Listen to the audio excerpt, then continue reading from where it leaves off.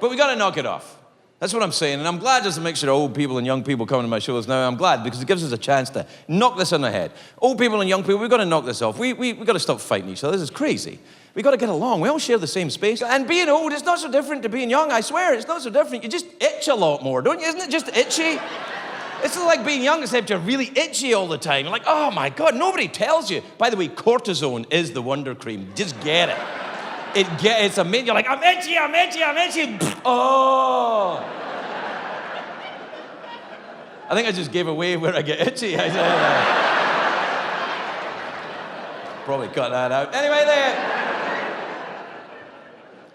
But the old people, you know, if you're old, you just itch a little more. And if you're young, that's a byproduct of being young. It's not your fault. It's not your fault if you're young. There's just a side effect to being young, which is you're stupid. I know you think you're not, but you are. You're so stupid, you don't even know you're stupid. But the thing is, you know, oh God, I'm so itchy. But here's the thing, if you're older now, think back, older people, if you're older now, that means you were young in the 60s or 70s or 80s or 90s. What? No, Craig. Yeah, 90s as well. No, Craig, Hoopastank. No, Hoopastank. No, Craig, Hootie and the Blowfish. No, Hootie and the No Fish. They're all dead. They all died. They were all found floating at the top of the pool. They're fine. That's stupid. Anyway, look, here's the thing, though. I have to say, my Gen Z and millennial brothers and sisters, as much as I love you, I got some news for you. If you're in your 30s, early 30s, mid-30s, late 20s maybe, you're in that wheelhouse, and probably starting to have kids of your own now. And those little tykes you left tied to the furniture in the double wide to be here tonight. I know. I know where I am.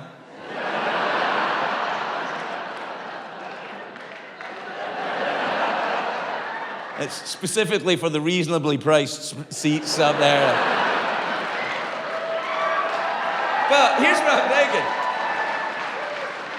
Here's what I'm saying, though. Here's what I'm saying, my Gen Z millennial brothers and sisters. If you're a young parent right now, you got little kids, those little tykes, they're not going to stay little tykes forever. They're not going to stay adorable little tots forever. They're going to grow up. That's the way it works. They're going to grow up.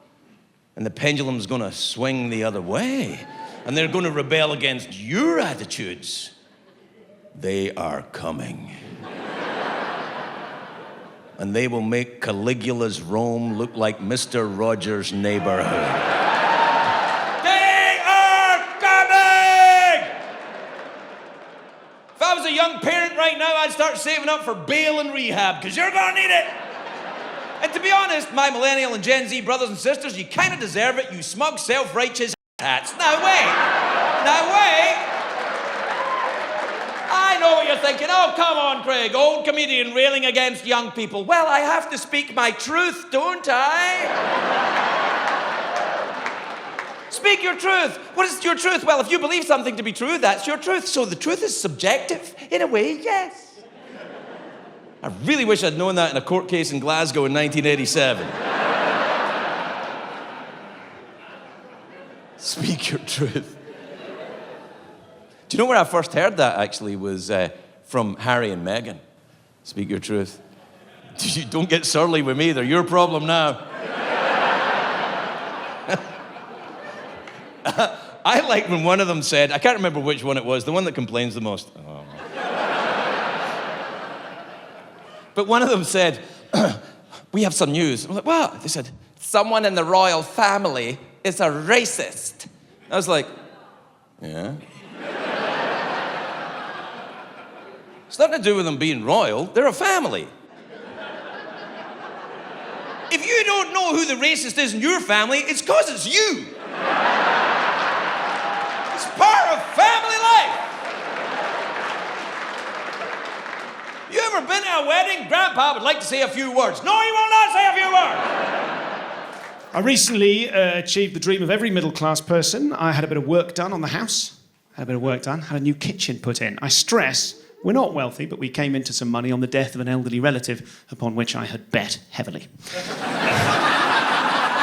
Come on, Uncle Oscar, Daddy needs a kitchen island. So we got this work done, and I don't know if there are any men in the audience who are man enough to admit that when you meet a proper man, you go a bit funny, right? Like if you see, walking down the street, if you see a guy who's like wearing overalls, he's got paint all over them, and you see him and you go, there goes a proper man, and you go a bit limp, you know, oh, he's proper. All it really means, of course, is that he's not that good at painting.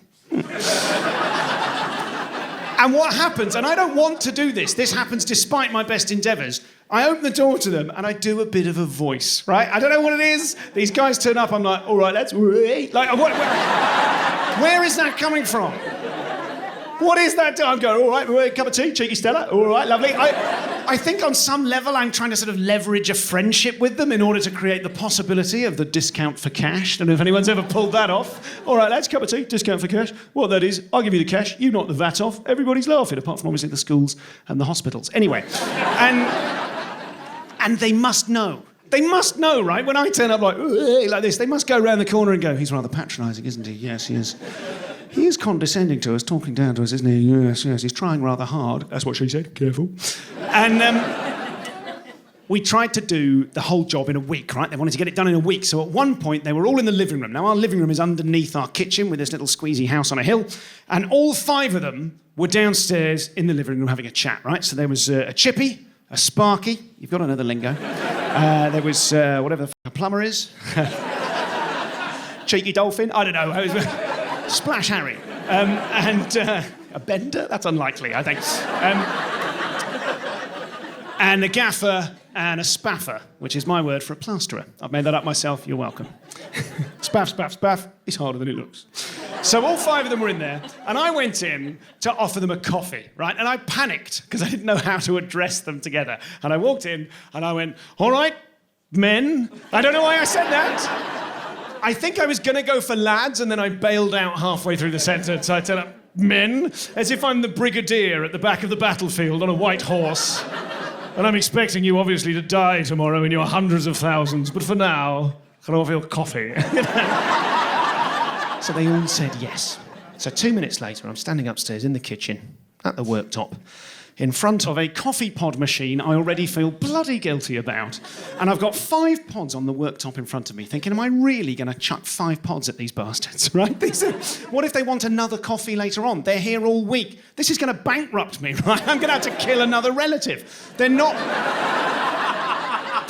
the usual pods, is my point. They're from a special collection called simply Regime. And so I've got the 5, I scoot them up, I've got 5 pods in one hand, I've got a jar of dirty instant coffee in the other hand, and I'm looking from one to the other, trying to make my mind up. When I look up, and one of the builders is standing on a ladder looking in through the kitchen window. There is no other thought I could possibly have been contemplating. I ended up having to do a sort of extended improvised act out to my wife, who was not in the building, saying to her out loud, oh, all right, darling, what are you done? What are you doing getting this instant muck? Nothing but the best for my boys. Sorry. And now I don't do any of it. Now I don't do any of it anymore. I'm sober, married, monogamous. Took anger management classes, court-ordered, and so this is me now, and this is the only type of person my kids have ever known, because it's been a long time since I drank. And so it's tough, because when you have teenagers, you know that they get to a certain age, and they start to think that they're cool, and that you're not, which is a phenomenon, because you raised them. You've known them their whole lives, and you know they're not cool at all. And you know that you are, and yet you gotta listen to them like, oh, Dad, you're so out of it. Dad, you don't get it. Dad, you don't know how to download. It's like, hey, you don't know me, motherfucker. You don't know who I was. I used to be very cool. You know when I stopped being cool? When you two were born. Before that, very cool. Way cooler than you will ever be. You know why you won't be as cool as I was? Because you're not being raised by an abusive, alcoholic parent. That's why. And that can change.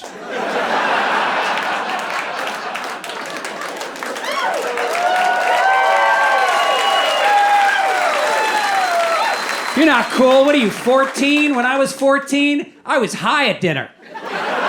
Every night. Look at you. You're not even high. I was baked out of my mind, laughing. Look at you all clear-eyed, normal. I used to get in a fist fight every day after school. You wear a helmet to ride a bicycle. I'll tell you the story. There's a gas station near my house. Has a little handwritten sign on one of the pumps. It says, "Please replace nozzle to pump before driving away with it. Thanks." And like years ago, I took a photograph of this and I posted it to Instagram, and me and a bunch of strangers made fun of all these human trash piles who were just driving away with the pump still in their goddamn car. And so when I drove away with the pump in my car about a year ago, I was bashful. Have you ever made fun of yourself from the past with a bunch of strangers? Because I have. And the thing is, I didn't even know I did it. I had no idea. Yeah, I hopped in the car, blasted my meditation app, and just took off, ripped it right out of the pump, had no idea, and then immediately pulled an illegal 4-lane U-turn. And all of the oncoming traffic was like, "Bam, bam, bam, bam, bam, bam." And I was like, "Oh, you fucking church Nancy's. It's a U-turn." So I gave him all the middle finger, meanwhile spewing gasoline across the street. And then I made a right, and I got on like a big highway, started going very fast. And mind you, I just have a tail, like dragging behind me, like.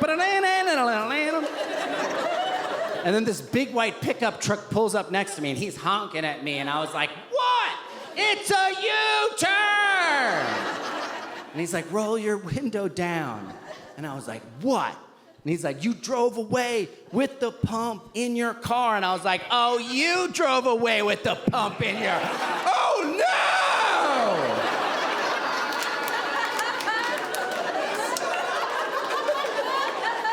So I did. So I did. And then I was very, very, very embarrassed. And I'm on the highway. I didn't know what to do. So then I just like pulled over to the side of the road, and then he pulled over too. And then like I got out of my car, and then he got out of his car too. I was like deeply embarrassed. You know, it's essentially like my pants, and then he like followed me into the bathroom like, "Hey man, did you your pants? Hey, how much is in your pants? Hey, why do you think you your pants earlier?" And I was just like, what do you want? And he's like, "Do you need help?" And I realized, like, I had a choice to make here, you know? I could act the way men have acted for centuries. I could act like a wounded animal and lash out at this man to protect myself. Or I could be a better man. I could admit my vulnerabilities and say, "Yes, I screwed up and I do need help." And so that man said, "Hey, can I help you?" And I said to him, "No!" And then he got mad and got in his car and drove away. And then I was left alone with my shame. And I like walked over to the back of my car. I pulled out the gas pump, and I was like, "Oh, there's definitely still a lot of gas in here, you know?" It's like I can't put it in my car. Is it fumes and stuff? I'm picking up my daughter. What would be very useful right now is a pickup truck, but I just told that guy to go f*** himself. So then I just left my car on the side of the road and then walked with it in my arms all the way back along the highway, down the exit ramp, back to the gas station, where both managers were waiting for me outside. And I just kind of laid it at their feet like a big dead snake. And I was like, "Well, what do we do now?" Turns out it cost $350, which is honestly a lot less than I expected. I mean, you don't get to keep it, but But also, they're like designed to just pop right off. So the thing is like, just do it. It doesn't matter. Just do it. Also, if you turn it into a comedy bit, it kind of pays for itself.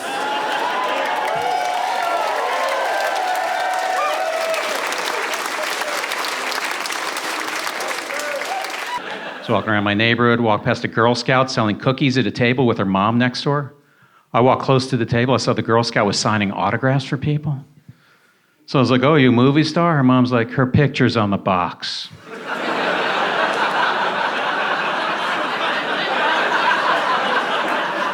I looked down at the box. Her picture was on the box. I'd never seen this before. I freaked out. Then I got a little competitive. I was like, well, the only reason I ask is I'm actually a movie star.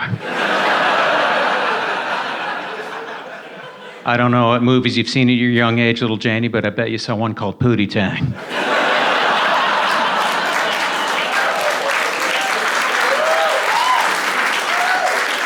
You remember the guy in the car? You're talking to him. What about The Wrestler? Did you see that one, little Janie? Yeah. I got to go to the Venice Film Festival for the premiere, huh? I mean, they made me pay my own way, but when I got there, they let me watch a movie. Yeah, $3,300 flight. $700 for a tux, yeah. Anyway, give me a box of Samoas, make it out to Todd.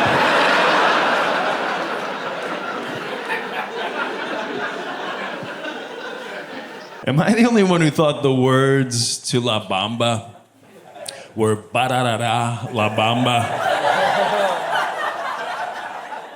Talk about being rocked to your very foundation. I was at a bar, I was watching a football game. Turns out the other half of the bar is karaoke. Somebody decides to sing La Bamba. We all make decisions in life. I glance up at the screen to do a lyric check, more for Soy Capitan than anything, but I notice where I expect to see ba-da-da-da, which is what I've been singing my entire life, I see a Spanish phrase, para bailar. I immediately say, people, they've got the wrong words up here. We all know it's ba-da-da-da.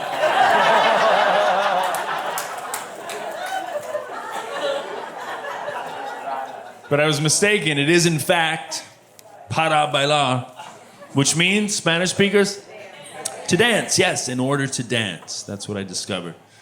You know what ba-da-da-da means?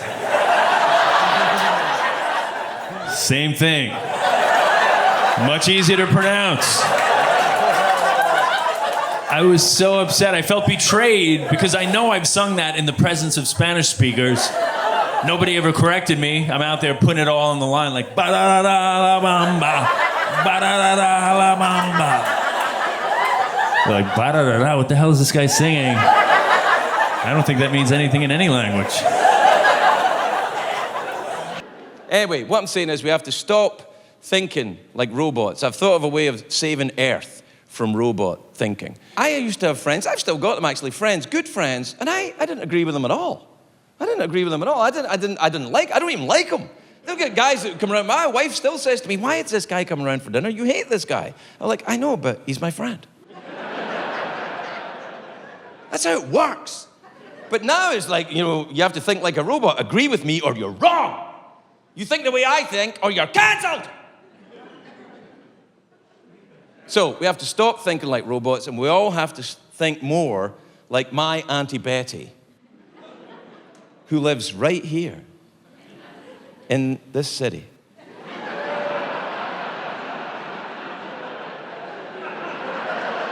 All right, she doesn't. I believe she does.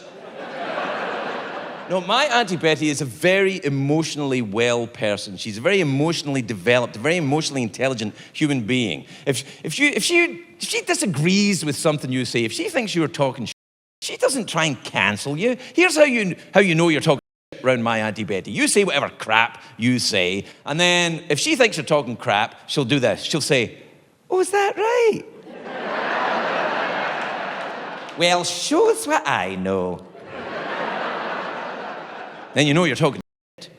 Now, I'm very fond of my Auntie Betty. I'm very close with her still. She's not that much older than me. She's about 16 years older than me.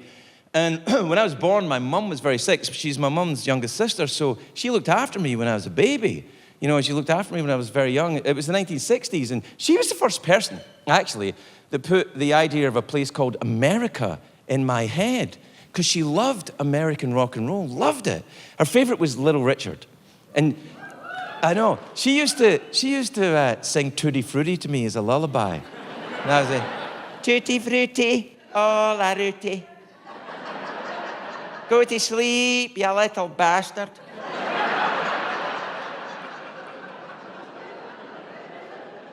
Years later, when Little Richard was on my late night show, I was surprised he didn't have a Scottish accent. And he was surprised when I fell asleep during Tutti Frutti. That's stupid. That's stupid. You can't fall asleep during Tutti Frutti. Tutti Frutti, I'm awake. Anyway, about 18 months ago, I was talking to my Auntie Betty. I was in Scotland. I was talking to my Auntie Betty, and some offers were coming in to go on the road and start doing stand-up again around these great United States. She said, are you going out? Are you going out to do a stand-up tour? I said, you know what? I don't think I will, Auntie Betty. She was like, why, Craig? Why? It's always been your dream to appear in this city. She said, you love doing stand-up. Why wouldn't you go out? I said, to be honest, Auntie Betty, it's the young people. It's the young people. I feel like they're waiting on the balls of their feet, waiting to just for you to say something wrong, anything wrong, and then they're gonna boom, and you're cancelled. That's it. It's over. You're done. And not only are you done now, anything you ever did is done. You're over. You never existed. They're terrible. And she said, oh, no, I don't see it that way at all with the young people. I said, what? She said, no, Craig, the young people today, I see it more like, do you remember that old David Bowie song in the 1970s when he sang, changes?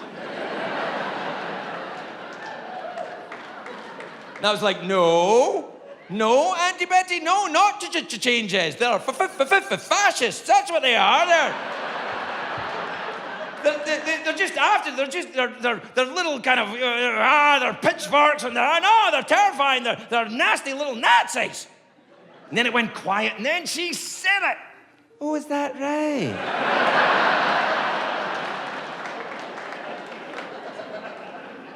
Shows what I know. That's when I knew I was talking shit.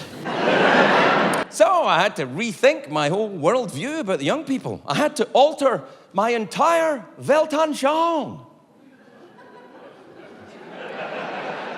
You're welcome, one German academic. Finally, a joke for me. Oh, that's cool.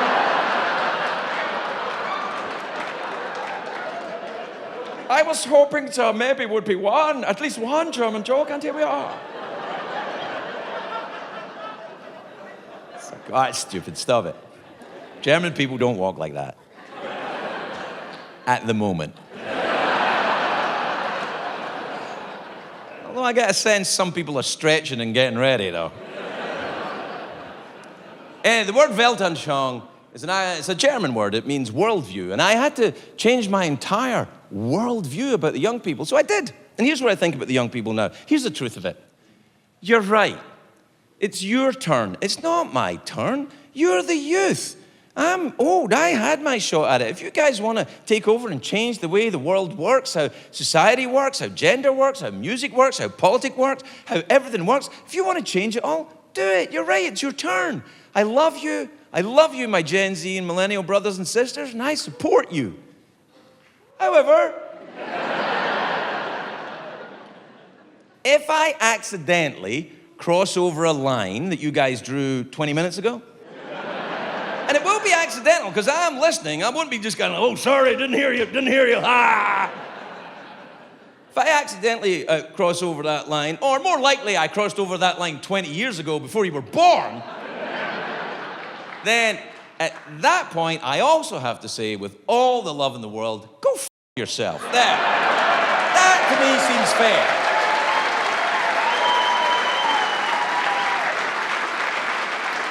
I'll tell you a bit about myself to get us acquainted. I think of myself as a self-made man. That's my thing, right? By that I mean I left home at 18 with nothing but the shirt on my back and every conceivable privilege. Still got them. White, male, middle class, and if they invent any more, I dare say I shall have them too. I'm very lucky. I own a house. You can't... Thank you. Yeah, it's hard saying that to people in their 20s. You can watch their dreams die in real time. It's not fair. I say I own a house. My wife owns a house. I own a wife. So that's good. Lived in London, the sprawling metropolis that is London, for the last 15 years. And then 5 years ago, I moved to the hipster capital of Britain, Bristol, as the result of losing an argument about starting a family. I left the city I love to be with the woman I like. And she hates that joke, and she's absolutely right to. We now live in Bristol, up a hill, in a creative community full of wankers. It's not a gated community. It is quite a steep hill. And everyone, if you like that, you're going to enjoy the rest of the show. This is going to be fun. Let's relax.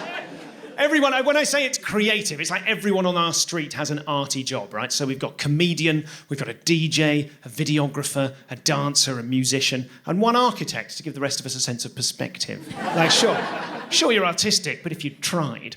And I've got to tell you, the area is gentrifying really nicely in a way that I am absolutely responsible for.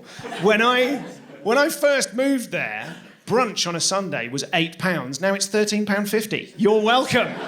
That's me. I did that. And if anything, it's too comfortable. It's a really comfortable place to live. So I'll give you an example. We take the children, local kids, we take them on, my own children. I've said local kids there as if we're some sort of Pied Piper couple. We're like, come children, let's go on a walk. No, not at all. We have two fabulous children, lovely, lovely little boy, and the girl one's good too. And we, I've known him longer. We go on walks and we go to the forest, right? The forest is technically a cemetery, but there's no point getting into that at this stage. And what we've noticed is such is the nature of our groovy, creative community that someone from the community has been sneaking into the forest and nailing lots of little 4-inch high doors to the bases of the tree trunks. Have you seen anything like this? Little fairy doors, right? You've seen them. So it's all twee and it's all sweet and the children come along and have an important cultural experience and go, oh, this must be where the fairies live. Not my son. My son's like, well, they're out, but there we are. And that's why they do it. But the problem is, we're such a bunch of wankers that all of the couples have gone home and go, have you seen it? Have you seen the forest? I can't whittle. I can't carve. How will we contribute? And so what they've done is everyone's gone back and added little embellishments. They've put little accoutrement in the... That's a fun word, isn't it? Accoutrement. They've put like a little rocking chair in the front garden. Someone's cut up a doormat into inch squares and put little fairy doormats for the fairies to wipe their little booties on. Someone's got a lolly stick and 2 bits of string and made a little swing on a nearby branch. It's twee as hell, and it's my duty to disrupt it. So what I've done is I went to a doll's house furniture shop and bought a load of white goods, like fridge freezers, microwave ovens, and I just left them outside in the fairies' front gardens to rust. Get a Scalextric car, set fire to it, leave it smoking on its edge outside. Bring the area into disrepute, some miniature police tape here, some tiny crack pipes there. And what I did last night, I snuck in, I put a tiny white tent in one of the front gardens. Yeah, so it looks like there's been a murder. Take my son through it earlier today. Yeah, I think the cat got him. Ooh, nasty. It's not true, of course. I haven't done that. What I've done is I've decided to take it far too far in the opposite direction. So what I've done is I got on Etsy.com and I bought a job lot of about 200 of these fairy doors. And night after night, I've been sneaking in, adding more and more fairy doors, right? More doors, everywhere you can look, every inch plastered with doors, up trees, up branches, doors, until the area is completely oversubscribed, right? Doors everywhere. And so many doors, eventually the fairies, they're going to need somewhere to get their coffee, aren't they? So a little artisanal coffee shop there, maybe a vegan upholsterer's over here. Doors. And then at the very end, what I'm going to do tomorrow is sneak in with an armful of tiny little estate agent signs, start sticking them everywhere, as all of the local fairies are priced out of the area by these fluttering iridescent wankers from London. That's the plan. That's the plan. I'm pretty close to my son. My son and I bond. My son and I watched a lot of football together. That's how we got close. That's how a lot of men process emotions. We watch sports. Because the sports are up on the screen safely. That's where the emotions are. You're sitting on the couch. And you can almost like live vicariously through what's happening on that screen. Almost becomes like a metaphor for what's happening with you. Like I remember watching a football game this year, and we're on the couch. I'm like, wow, seems like Russell Wilson's having a hard time lately, huh? And he's like, yeah, I think Russell Wilson is having a hard time lately. I said, well, what do you think is going on with him? He goes, well, honestly, I just feel like the coach is pushing him too hard. He's just on his back all the time, and he just won't let... Well, that's probably because the coach sees how much potential Russell has. And he feels like it's his job to help him reach that full potential. Well, he should back off. It's too much. Well, you know, Russell's a free agent next year, and then I guess he can figure out where he's going to get his own money from.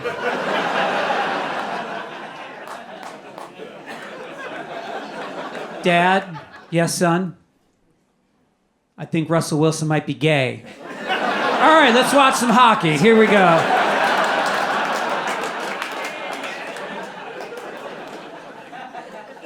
There's a lot of rules now, right? You can't do a lot of stuff. But the one thing I won't do is I won't guess gender. I just don't do it. I go, hey, right when I was younger, I used to go, hey, you, and my mom would go, that is rude. Turns out it's the most woke thing you could ever say. Who knew construction workers have been ahead of the game this entire time? I was in San Francisco getting a coffee one time, and I walked in, and the person working had a name tag on, and it said Eric, and Eric had a beard. I don't pretend to know where Eric's life started, but that dude, I'm pretty sure he was a dude, right? And so I said, hey, Eric, can I get a coffee? And he goes, no problem. And I said, all right, just 1 pump of vanilla, please. And he goes, yep. And then he turned around and put 4 pumps of vanilla in it. And I go, that's going to be too much vanilla. I'm going to be eating Little Debbie zebra rolls with that coffee, and that's too sweet. So I was going to say, excuse me, sir, but instead of saying sir, I freaked out and held the S, trying to think of something else that started with S till I ran out of breath. I was like, excuse me,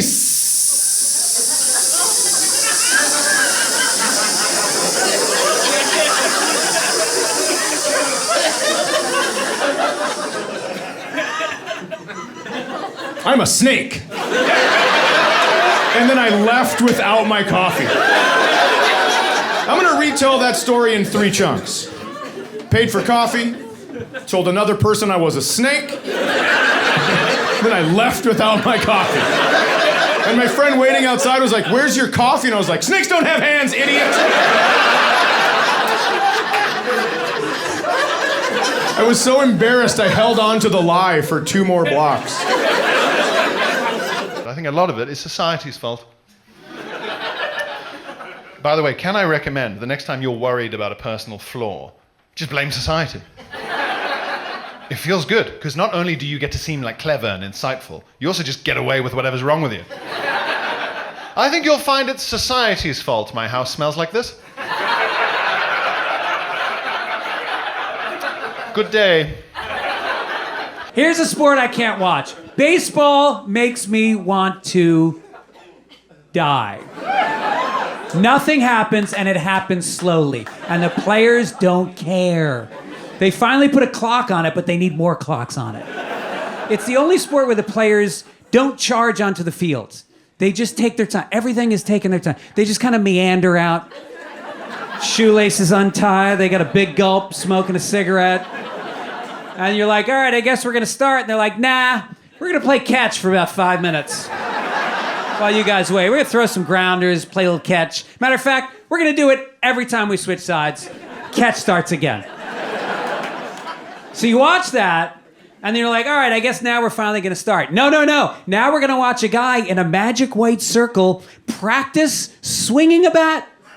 He's been swinging it since he was this big, but he's like, how's this go again? Like, huh? Like that?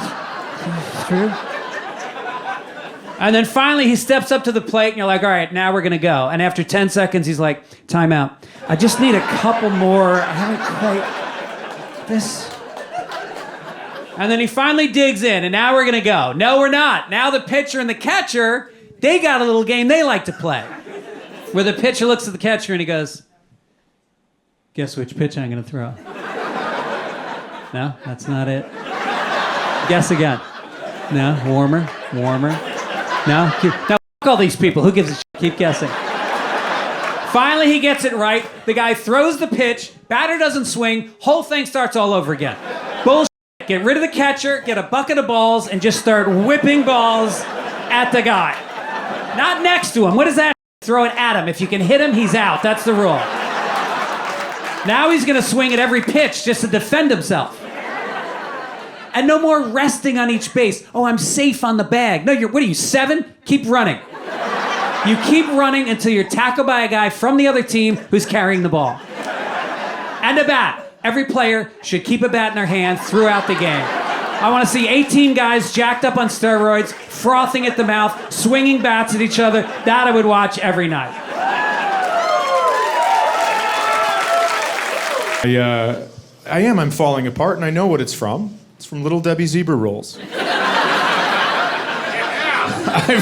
I've ruined my body by eating a mass-produced snack cake. That's the decision I've made. But they're amazing. They're so good, and some of you might be thinking, "Oh, I love Little Debbie Zebra cakes." Not what I said. You can shove the cakes up your ass. Figuratively, of course, because they're hexagons. Can't shove a hexagon up your ass, and if you can, you're doing Kegels wrong. In my opinion, Little Debbie Zebra cakes, it's not enough cake and it's way too much frosting. And the frosting is plasticky, so it gums up on the roof of your mouth, and you have to try to scrape it off with the back of your tongue. And that makes you look like an idiot, because that's how they made animals talk in the movies. Where's your mom? We'll find her.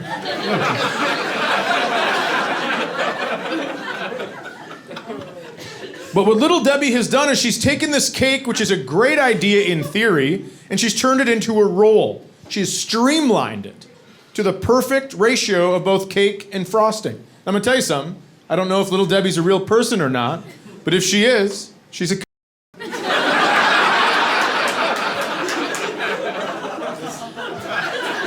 It's a tough word to say when you're at half capacity already. Right? Because I know I'm going to lose people when I say that word. And by people, I mean white ladies, and that's fine. And also men sitting next to white ladies that now have a "don't you dare laugh" pinch mark on their inner thigh, right? It's like, I'm sorry. I know you told me before we left. Have you ever had Little Debbie Zebra Rolls? You haven't? Well, welcome to tomorrow. You're diabetic? Yeah, me too. My foot hurts.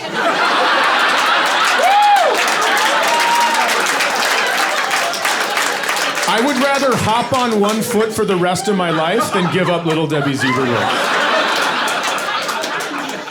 They're even perfect for the pandemic because you don't have to really grab them that much. You have to get it to your mouth, and as soon as you do, you can just flat palm that and shove it in like a wood chipper.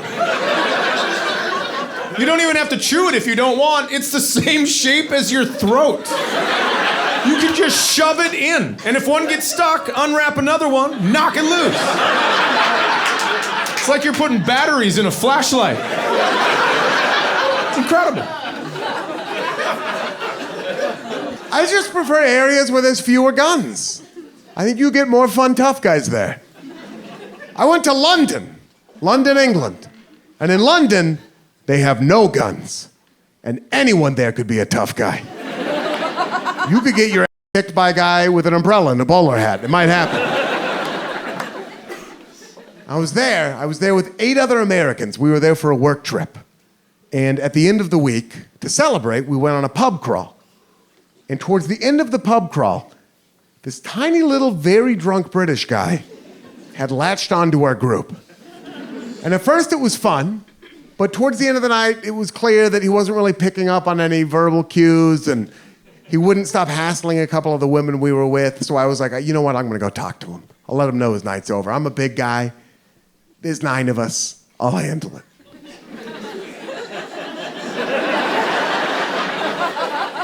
So I walked over to him and I looked down. And I said, hey, buddy, I think you've had enough to drink. I think it might be time for you to go home. And he looked up at me and he said, oi, what's that, Porky? I think it's time for you to kiss my ass. And it hurt, because I'd never been cussed at in that accent before. I was like, oh, that's how Paddington talks.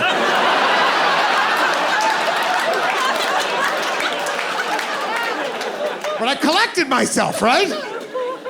I was like, I don't think you heard me. I said it's time for you to go home. And he said, I don't think you heard me. It's time for you to kiss my ass. And that gave me pause. I was like, why is this guy so confident?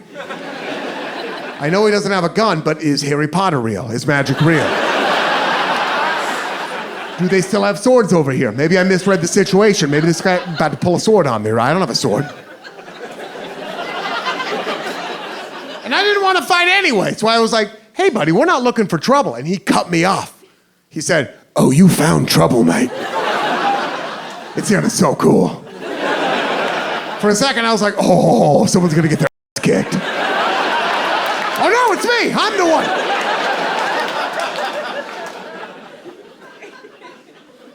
And then, he said, right, I'll sort out all 9 of you then.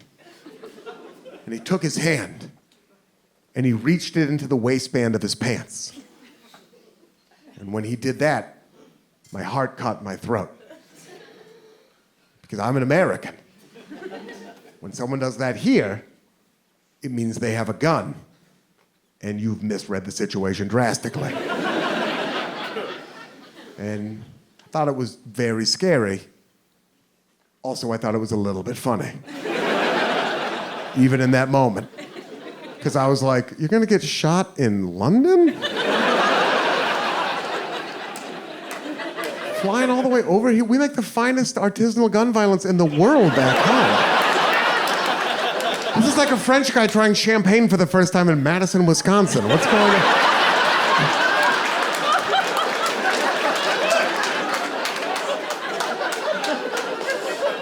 But I was terrified. And you learn who you are in those moments. And I was not happy to find out who I am, because I looked around at my friends and I swear to God, I thought, boy, I hope he shoots one of them first. That's what I thought, because it's still England. Once he gets one shot off, it's gonna like take him a while to reload. Like.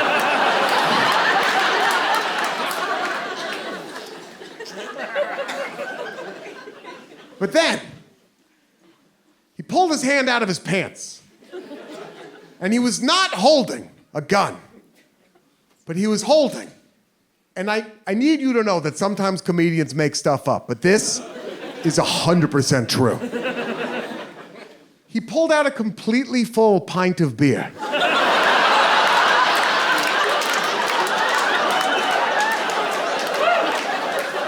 And he'd been moving around. He was active. Not a drop spilled. There's not information I'm not sharing with you, okay? He pulled, maybe his is like a monkey tail. He can hold stuff with it. I don't know.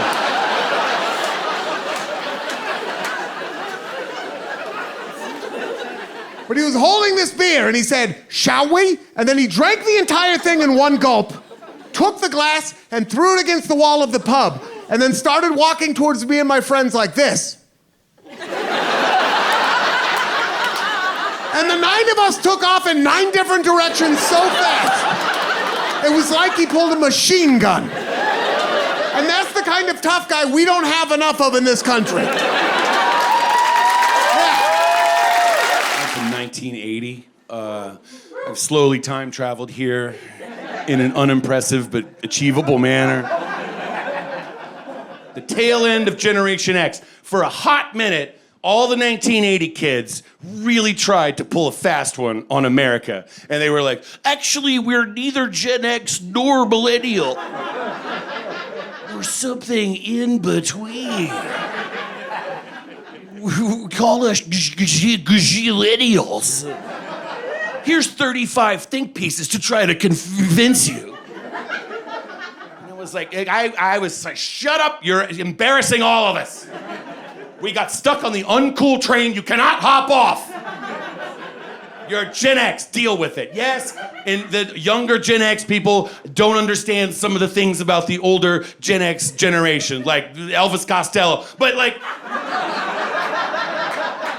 that doesn't make you your own generation. And if there's something I believe in more than anything in this country, it's the generation, like designating and criticizing generations. That's what this country was built on. That's an important industry in this country.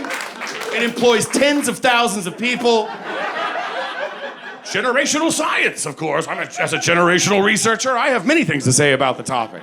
If you're following generation science, as I like to call it right now, they have a controversy. You look at a Wikipedia page of any generation, they don't know what to call the next ones. They had Gen X, they had Gen Y, now they're at Gen Z. They're the ones growing up and showing up places, and now they're like, what do we call the next people? What could possibly come after Generation Z? We're at the end. I suppose we could round the horn and go to AA or something. Reset the system.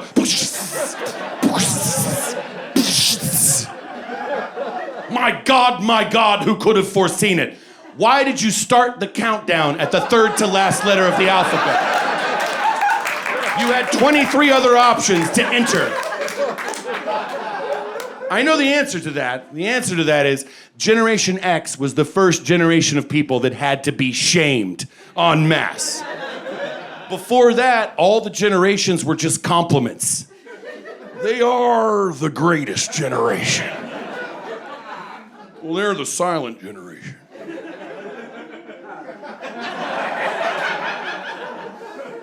These ones, they're the baby boom. Bop, bop, baby boom. We're just babies. We f everything up, but we're babies.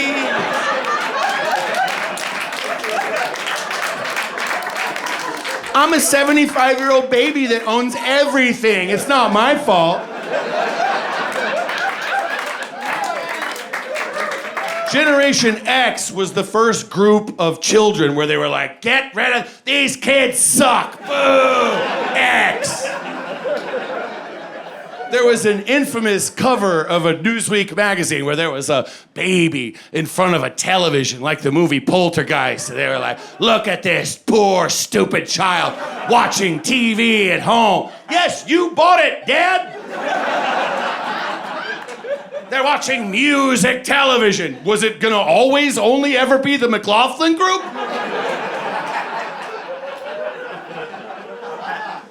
I want to know who are the designated jackasses at Newsweek magazine whose job it is to criticize a generation every 30 or 40 years.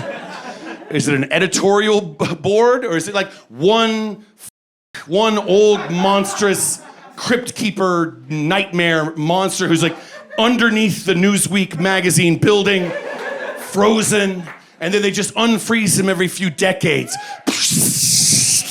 I have been summoned.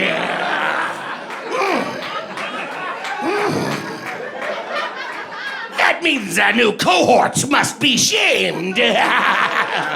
Bring me one of these children. Yes. The new one. Young, so very young. Lazy. Yes. These ones do not appreciate the value of hard work, do they? It's their fault the housing market has plateaued. Yeah. Make sure she has nothing.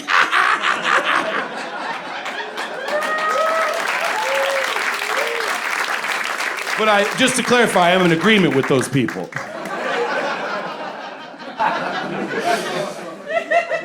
They don't advertise to me in a coherent way at my age. They know how old I am. All the advertisers know how old you are. They're like, oh, you clicked on a few things on the internet. We know you're a 40-something male in America. They even know on the radio. They could tell. They're like, he's listening to Led Zeppelin. He's old. Some of you are like, wait, I'm not old. I listen to Led Zeppelin. Look in the mirror tonight. Bring me the child.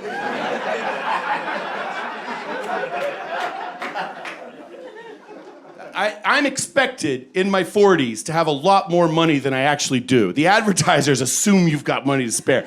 They kind of know what year you're from, so they're like, hey, remember when you were a kid and you had a Nintendo and you gave it up and you got a Sega Genesis? Well, similarly, it's time to hop out of that Mercedes and squeeze into a new BMW.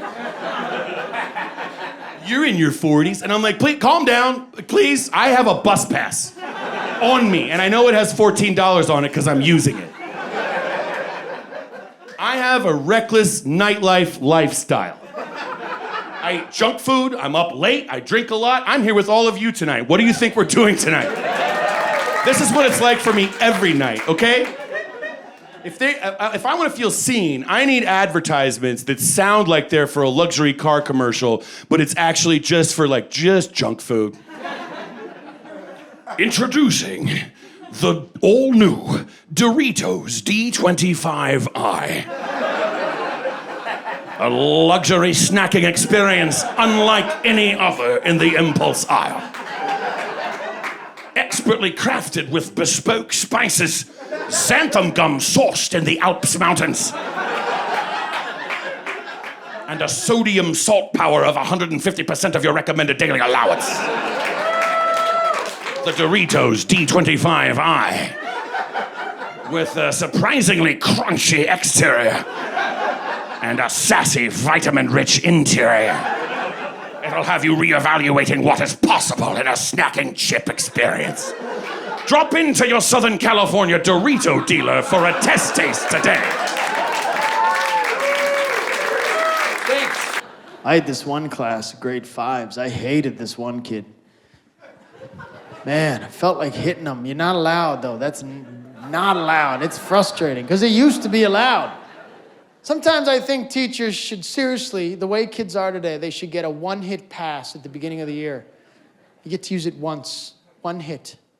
That way, before kids will swear at you, they'll think, I wonder if he's used his pass yet this year, before I act like a moron.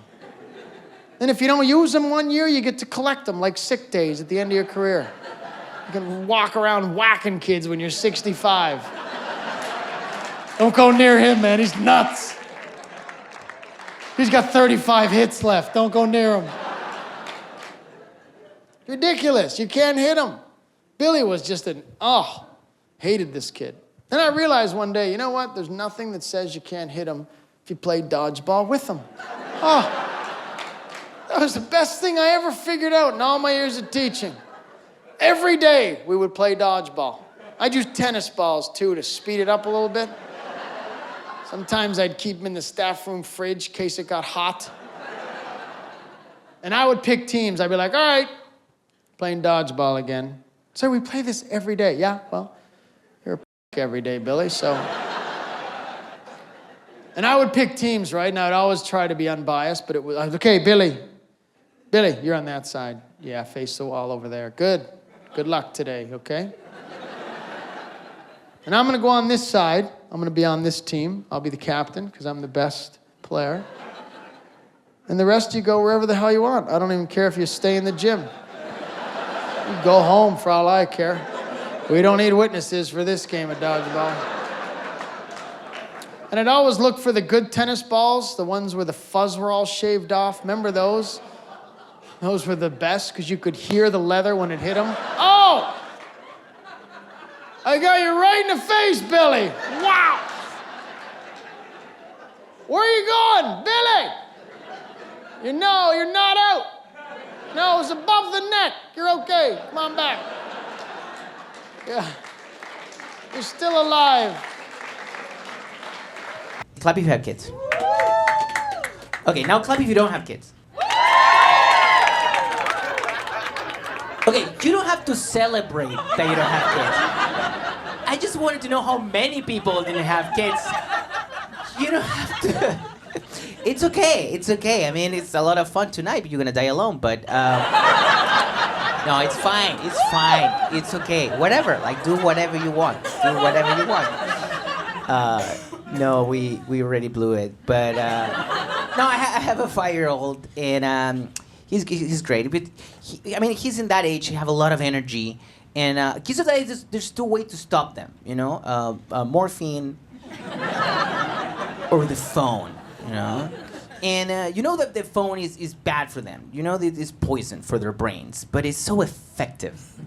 You know that if you give a kid a phone and you, I don't know, take a walk for 3 days,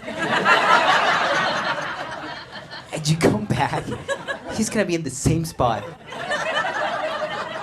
And he's probably gonna learn how to fish or something, you know? But I know that it's bad for him. I know, but at the same time, you have to find a balance in life. You know, you know that every minute I have the phone, he's getting dumber and dumber, but you have to be okay with it. You know, it's like, well, he's not gonna learn math, but I'm gonna finish this movie. You can't have everything in life, you know. I don't like to give him the phone, but sometimes we have done it. We were at a restaurant the other night, and we were like, okay, 5 minutes. You can have the phone for 5 minutes. And of course, they go to the darkest places on the internet right away. I don't know how they do it, but you're like, okay, you can watch 5 minutes of Baby Shark. A minute later, he's watching a shark eating a baby. I don't know how. I was like, okay, let's try to have a conversation. Let's try to pretend we still love each other while he's checking this video. And a little lady from another table just came running. She's like, beep, beep, beep, beep, beep, beep. And sit down right next to my boy and start watching this video. And her mom just came running, like very angry. She came running, just grabbed the girl, and she's like, no, we don't do that. And we were like, what the f*** is wrong with this woman? I know what we're doing is wrong, but like, don't say it out loud, you know? Don't judge your style of parenting in a restaurant, mother. Like, and I look at this woman's face, and she was like the Oscar-winning actress Anne Hathaway. And I was like, calm down. It's not the movie The Princess Diary. Of course I didn't say that. I was like, thank you for looking me in the eye. Please insult me more. So stupid. I think kids of that age, they're so weird because they don't share any information about what's going on in their lives. You know, like in school specifically. Like every time I pick up my son from school, I'm like, hey, how was your day? And he's like, I don't remember. And it's like, how? I mean, you should remember everything. You're a kid. I just pick you up, and your brain is new. You have so much storage in your brain. But he's like, I don't remember. But the weirdest thing is, like, 3 hours later, he shared a piece of information about his day with no context. You know, we're doing something else. I don't know, we're having dinner. And he's suddenly like, Ryan cried.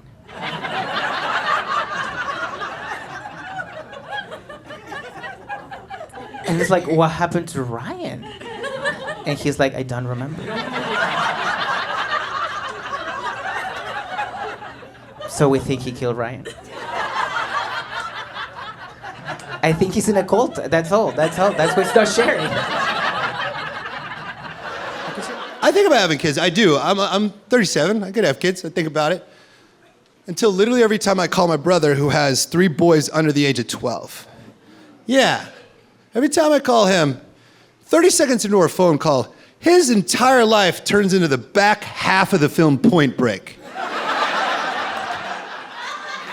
We'll just be chatting along, and then out of nowhere, he's like, 1 second, what's in your hands? Show me those hands!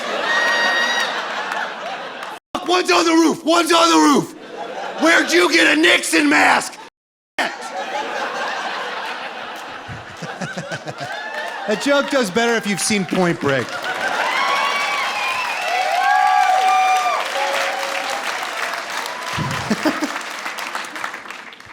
I think it's crazy how quickly in life we separate children on whether or not they have a chance at life.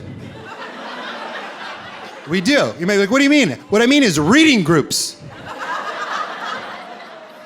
That's when there's 6 and we're like, split them up. These are the maybes and these are just keep them busy.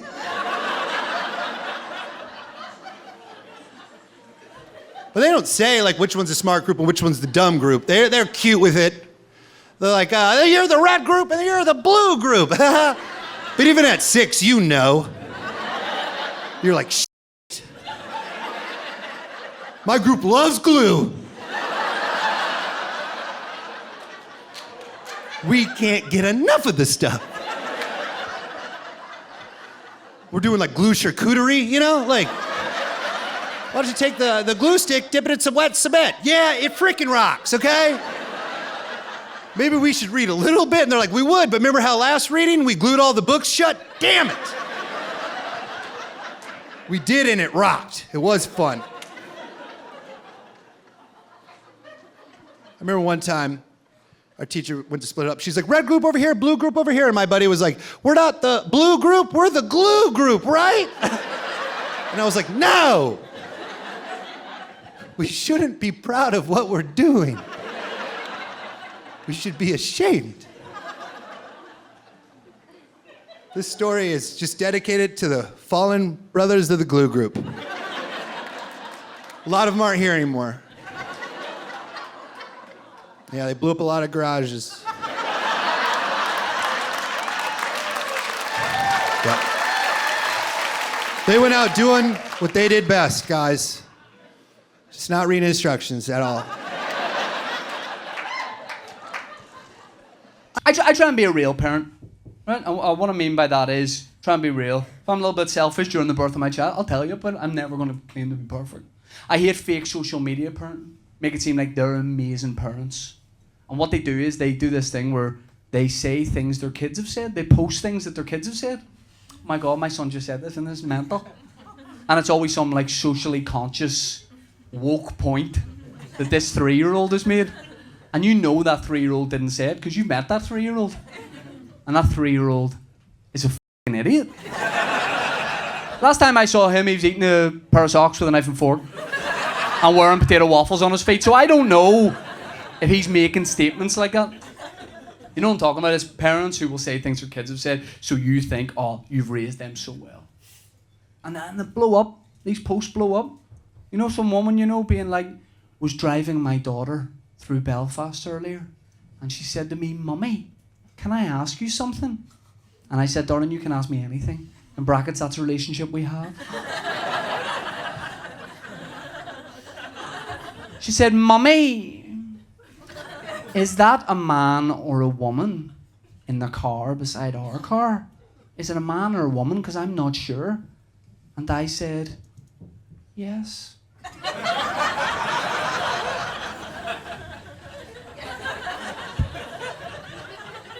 And she said, Mummy, thank you. I guess love is love. 12,000 likes. And you know it didn't happen, you know? Some guy being like, I was driving my son to school today and he said to me, Daddy, can I have more pocket money? And I said, come on, son. There's a cost of living crisis on. There are people less fortunate than us. You know, not everyone gets bought the very expensive gifts that I'm able to buy for you and your brothers and sisters. Why do you need more money? You should actually be thinking of ways to give your money away. And my son said, like all the charity work you do, Daddy. And I said, son, I do not like to go on about that.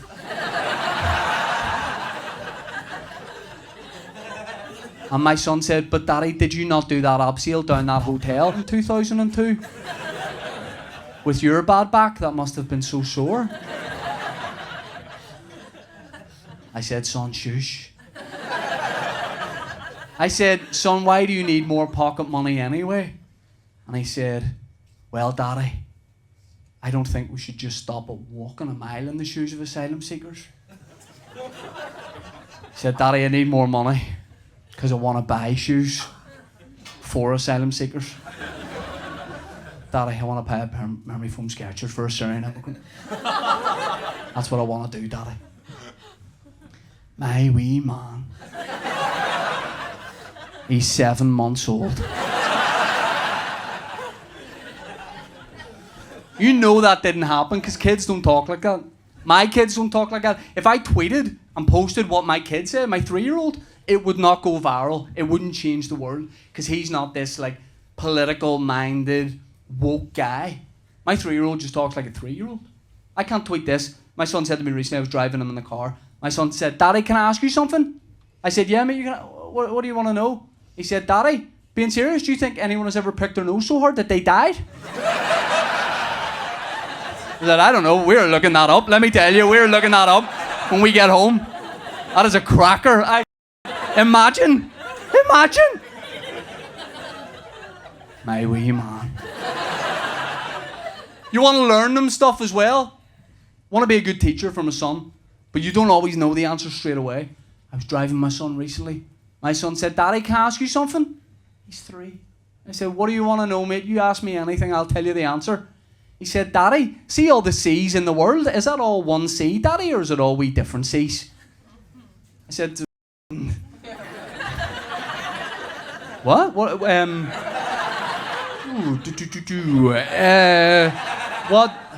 Hell? What do you mean? Is it? What do you? Do you mean like is all the different seas I tell you about like on the wee map we have, like I show you them, like the Atlantic Sea, the Irish Sea, and the Mediterranean?" I said, "Do you mean are they all like separate, like individual bodies of water, or is it all like all joined up seas?" He said, "Yeah, Daddy, are they all different or is it all joined up?" I said, I'm on the hard shoulder with the hazards on, right? I said, "Well, they have different names, so there would be different, we'll ask your mummy when we get home, we'll have a laugh her trying to explain it. She won't know, some adults wouldn't know that, and you should think about that, because some adults don't." Shut up, and he started asking me more stuff, so I obviously I just put all the back windows down, sped up, because if you're on the motorway, once you hit 70, it goes in his wee ears, and he's so, "Daddy, my ears are sore." I said, "Well, stop being weird."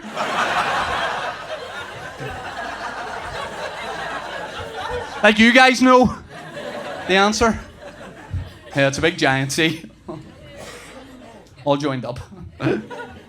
Wouldn't be possible. Saddest song in the world is Margaritaville by Jimmy Buffett.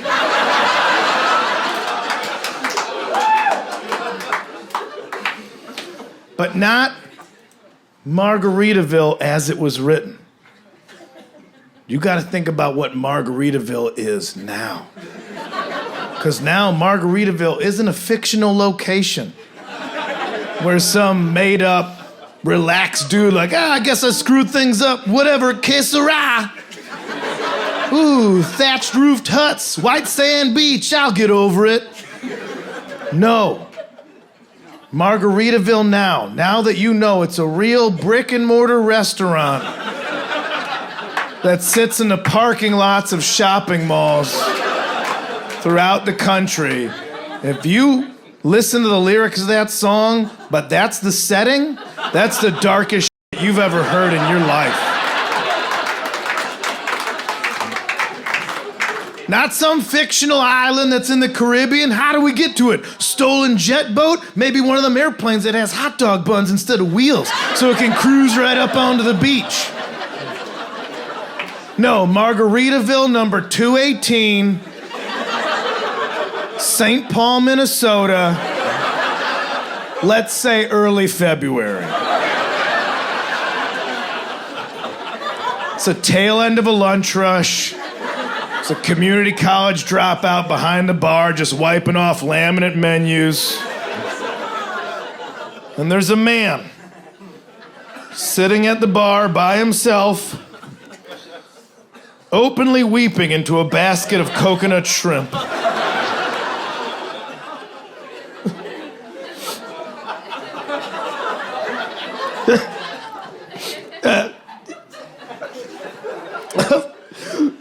Some people say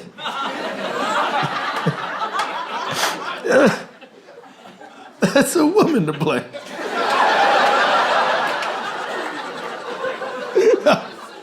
But I know. This is my own damn fault.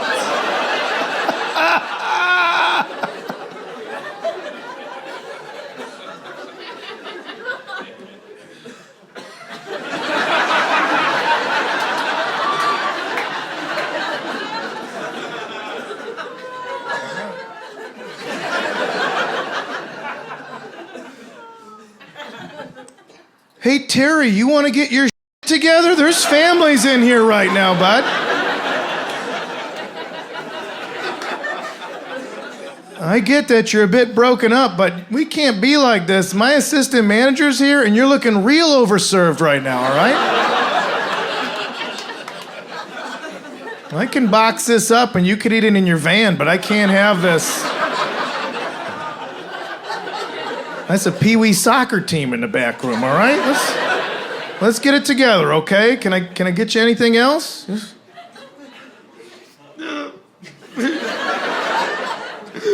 I'm just looking for my lost shaker of salt.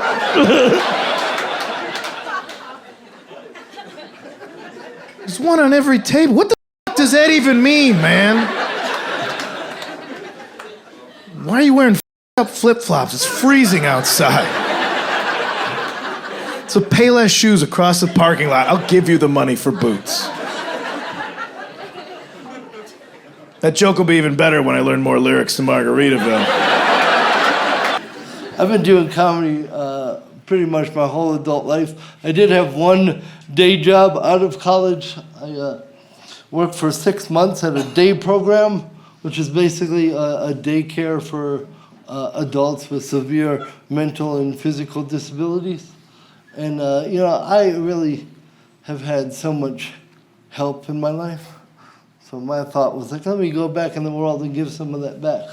And I worked there for 6 months, and that is because I couldn't take anymore.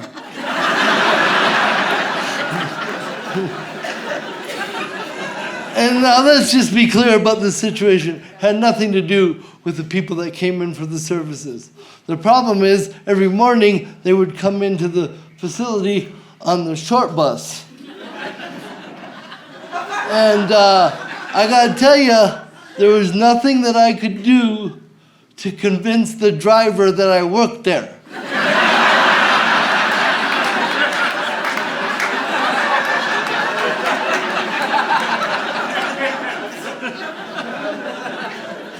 I go, all right, man, thanks. I got it from here. Okay, buddy. Who's a good helper? Who's a good helper? You're a good helper. Why don't you go inside? Go get a person. I'm like, I'll break your wrist, sir. So my new coworkers just looking out the window, laughing their ass off. Send them out again, send them out again.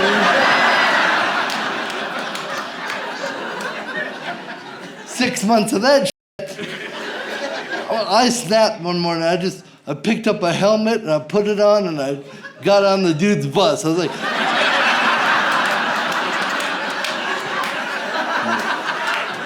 take me home.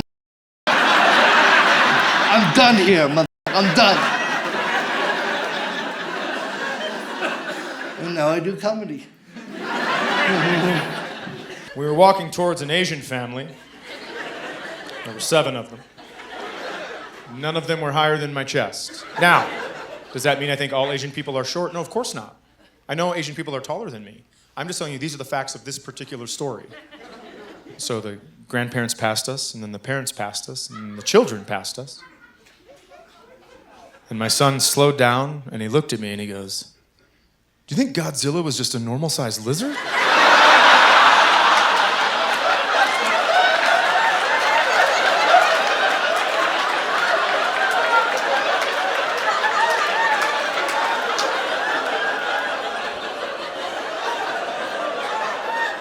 And my daughter said, isn't that racist?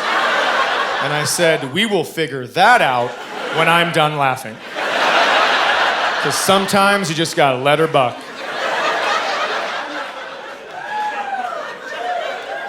But let me offer you some advice that I wish someone had offered me before I had children, because I didn't know this, which is this.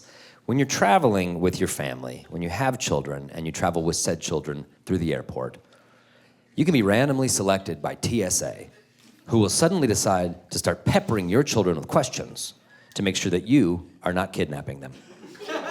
How fun's that?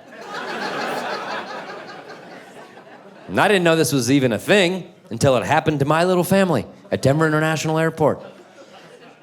We're traveling through the airport, ready to go. To give you an idea of my son Malcolm's desire to talk to strangers that day, let me explain to you his outfit. He was wearing headphones, not plugged into anything at all, fingerless gloves, and winter boots on a 95-degree day. I ask you, is that the outfit of a 3-year-old who'd like to dialogue with a stranger? I'd argue not. And yet, nevertheless, we're passing through security, and suddenly a TSA guy is in Malcolm's face. And he's just like, hey, son, what's your name? And Malcolm's like, Malcolm. He goes, okay, good. Is that your brother over there? He goes, yeah. He goes, what's your brother's name? He goes, Ellis. He goes, okay. Are those your parents? And Malcolm goes, I think so.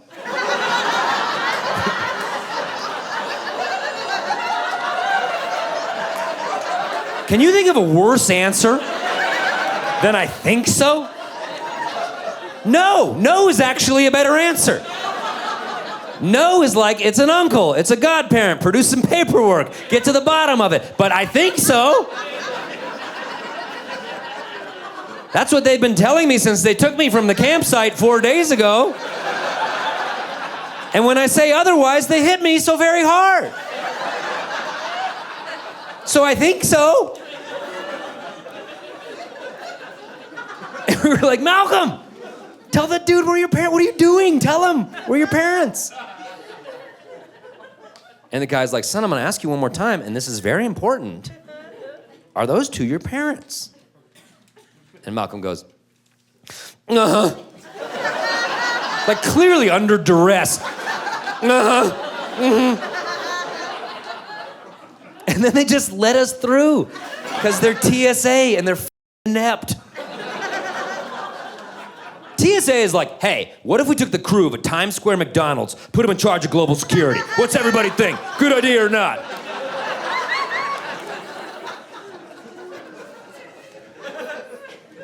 We get through the x-ray machine miraculously.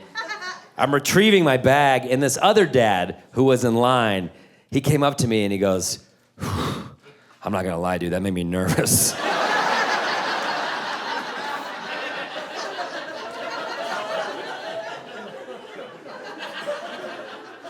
I go, made you nervous? If I don't get these two to Reno by Tuesday, I'm out $150K. That's my year, bud. That's my year.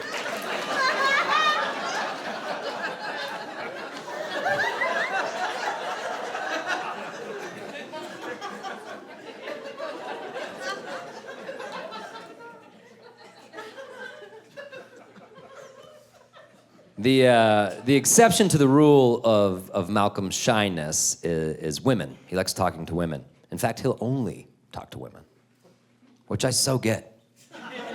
Men are the worst. If I had the option of never talking to a man again my entire life, I would take that option. But men keep talking to me, and it feels rude not to respond, so I have to engage.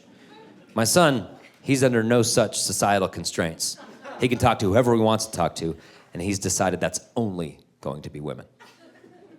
So the other day, we were at the park, and we were playing delivery guys, because my son will only play working class games. Yeah. Delivery guys, firefighters, EMTs, construction workers. Some lets me know he doesn't respect what I do for a living at all.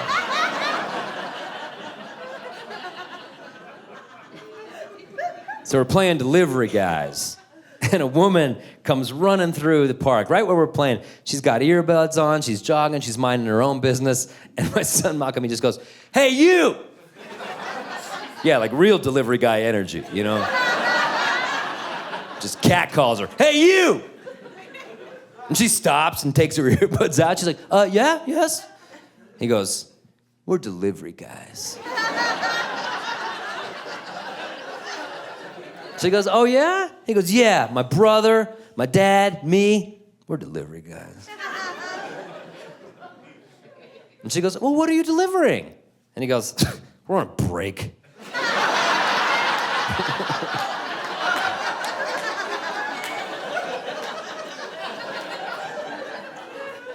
Like, I'm not pretending to know my son's eventual sexual preference, but if he ever decides that it is in fact women, he's already gaslighting at a high school level. Once he figures out that women love it when you tell him to smile more, he's gonna crush.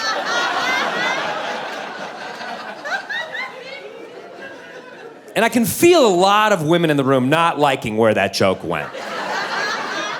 But I set up the joke by saying men are the worst, and then I ended the joke by giving an example of men being the worst. So I ask you, is it the joke that you don't like, or do you just hate foreshadowing? I hit a cop car with my car. I don't recommend doing that. I was driving home with my fiance. We were just a few blocks from home.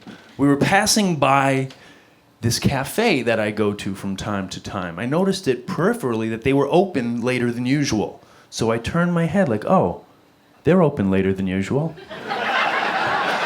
When I turned back, the words police were getting closer and closer. I rammed into the cop car's bumper, and my fiance, to her credit, didn't say anything, but I could just feel everything she was thinking. I was like, you're right. You're absolutely right about all of it.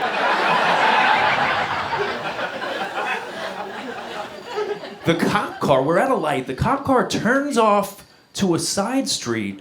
So then I turn to my fiance, like, should we just get the hell out of here? Like, it's like, no, we can't do that. So then I turn and follow the cop and pull up behind him. Now all of a sudden it's like I'm pulling him over. It's like, maybe I work for the NYPD now. So then we're just sitting and waiting. Cop finally gets out, ambles over. First thing he says is, bad idea hitting a cop car. I was like, yeah, actually, it wasn't my idea. It just happened. Then he was kind of like pacing around. Like, remember when you were a kid and your parents were almost like searching for the punishment? They were beside themselves.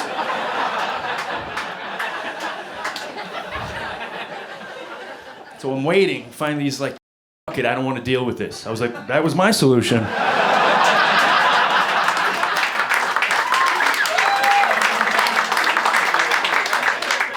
Then he goes, you were never here. Which I thought was almost existential. Like, are any of us ever really, truly here? Then he turns and walks back to his car. As he's about to get in, he turns back and says, oh, are you okay? I was like, yeah, we're fine. Are you okay? He's like, yeah. Gets into his car, drives away. I turn to my fiance and say, I don't know what these black folks are complaining about. That could not have been a more pleasant exchange. I felt safe, I felt protected, I felt like my life mattered. Dr. Pimple Popper. Another good one that makes you feel good. Again, we have these down days, these down weeks. Life gets tricky, man. People don't talk about it enough, that just how much certain shows can just give you that mood boost that you're looking for. Could really turn the entire year around. Dr. Pimple Popper is a show where you're like, man, I needed this. I was having a weird off week. I missed my best bud's birthday. I was late on a cable payment. Then you turn on Pimple Popper and you're like, at least I'm not that guy. You know what I'm saying? At least I'm not walking into her office like, hey, I got a foot on my shoulder. You got any cream for the shoulder foot, Dr. Pimple Popper? It's like, Jesus, Grover, how'd you escape Sesame Street? Got out of your contract? I like saying thank you to the pilot when I walk off the plane. I like doing that. How many people say thank you to the pilot when you get off the plane? All right. It's a decent amount, but it's not everybody. What's wrong with you?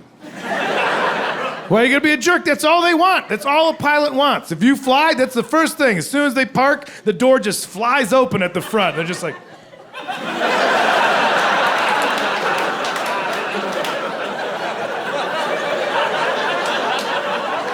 Hey, did you notice how we didn't all die?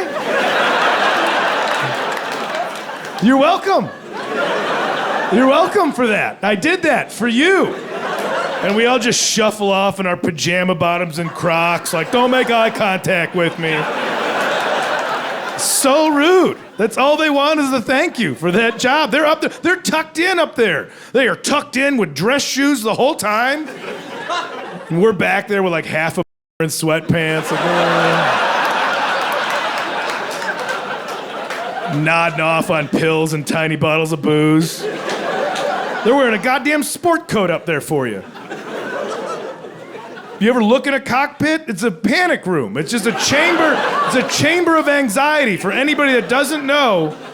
And they know all the buttons, all the switches. They know what to do. The windshield, that's arbitrary. That's for us. If a pilot sees something wrong out the windshield, we're dead. We're already dead. Like nobody's gonna get on a plane without a windshield. That's for you guys to feel all right. If something's going wrong out there, we're fucked, man. We're straight up. I'll tell you that. At the beginning, they get in there and just know. They're like, every switch, like, don't die, don't die, don't die. Will not die. We won't die here. Won't die if I do that. Better not die, better not die, better not die. Oh, here's the big old good luck lever. We need that. Don't die. Almost, if I didn't do this, we would have definitely died. Fuck, thank God, don't die. And here we go, not dying. And then we all just hung over, shuffling off like the landing was a little choppy, I don't know. And long before my mom had dementia, she had retired from teaching, and she had taken on some interesting retirement hobbies. She had started to screenshot the selfies I would post on Instagram, and then she would print them out and go to Kohl's and buy those 30 photo collage frames and frame my selfies. But I didn't know she was doing this until I visited home one day and I just walked into a museum.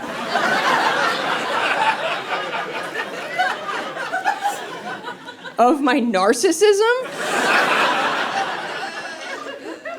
And my mom crept up behind me. She was like, "Do you love it?"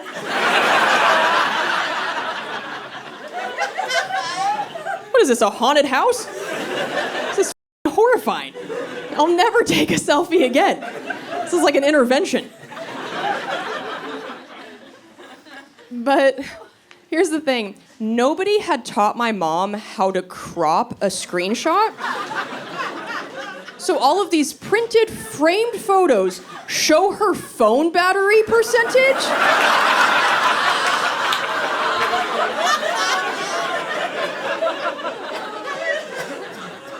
If somebody texted her as she took the screenshot, it's up there. There's a framed photo somewhere of my face with a text from my ex to my mom like, "Your daughter just in a box."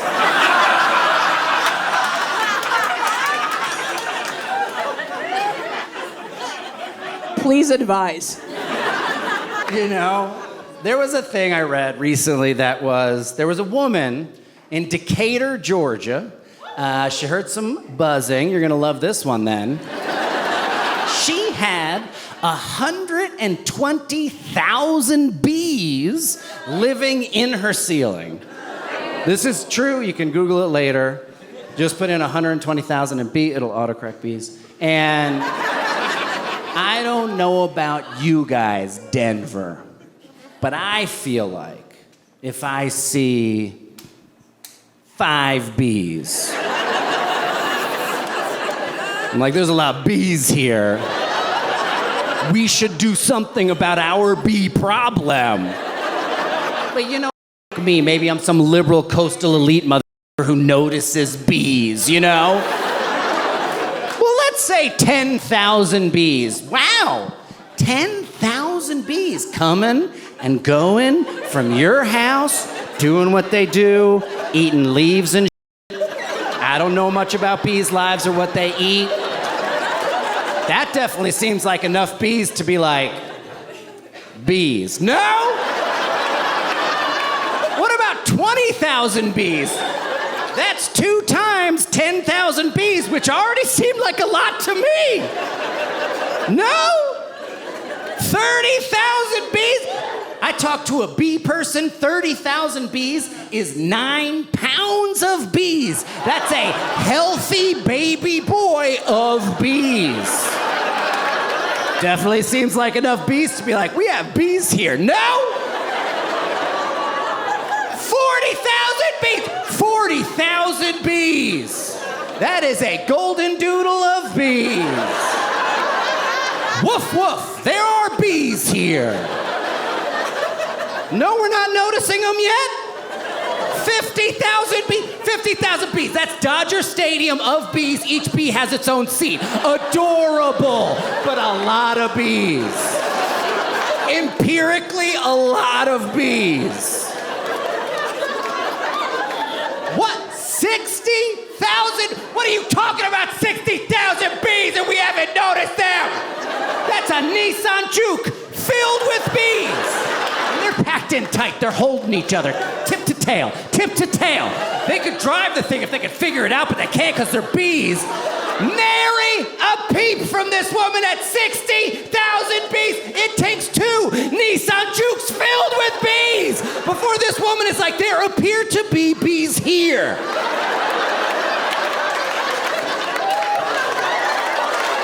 And that's America, guys.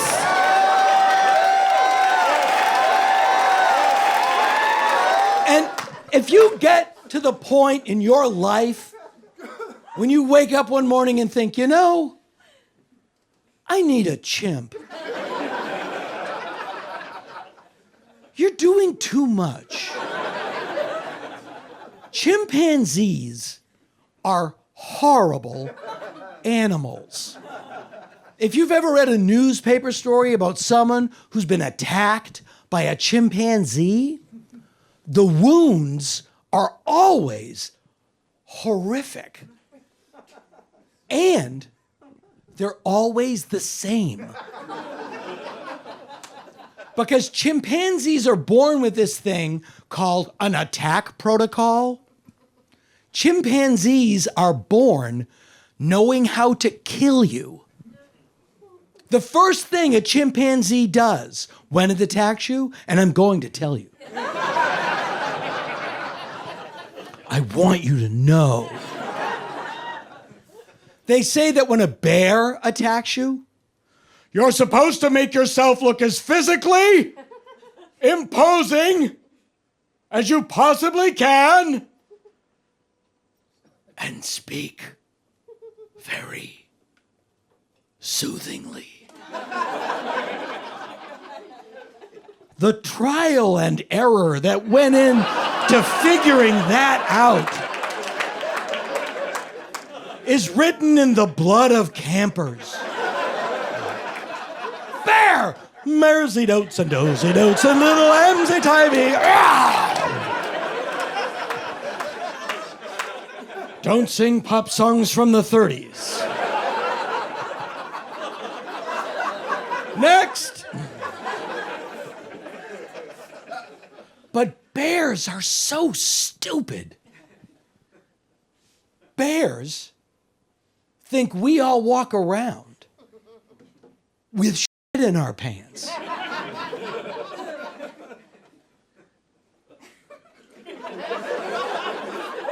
Because everyone they've ever caught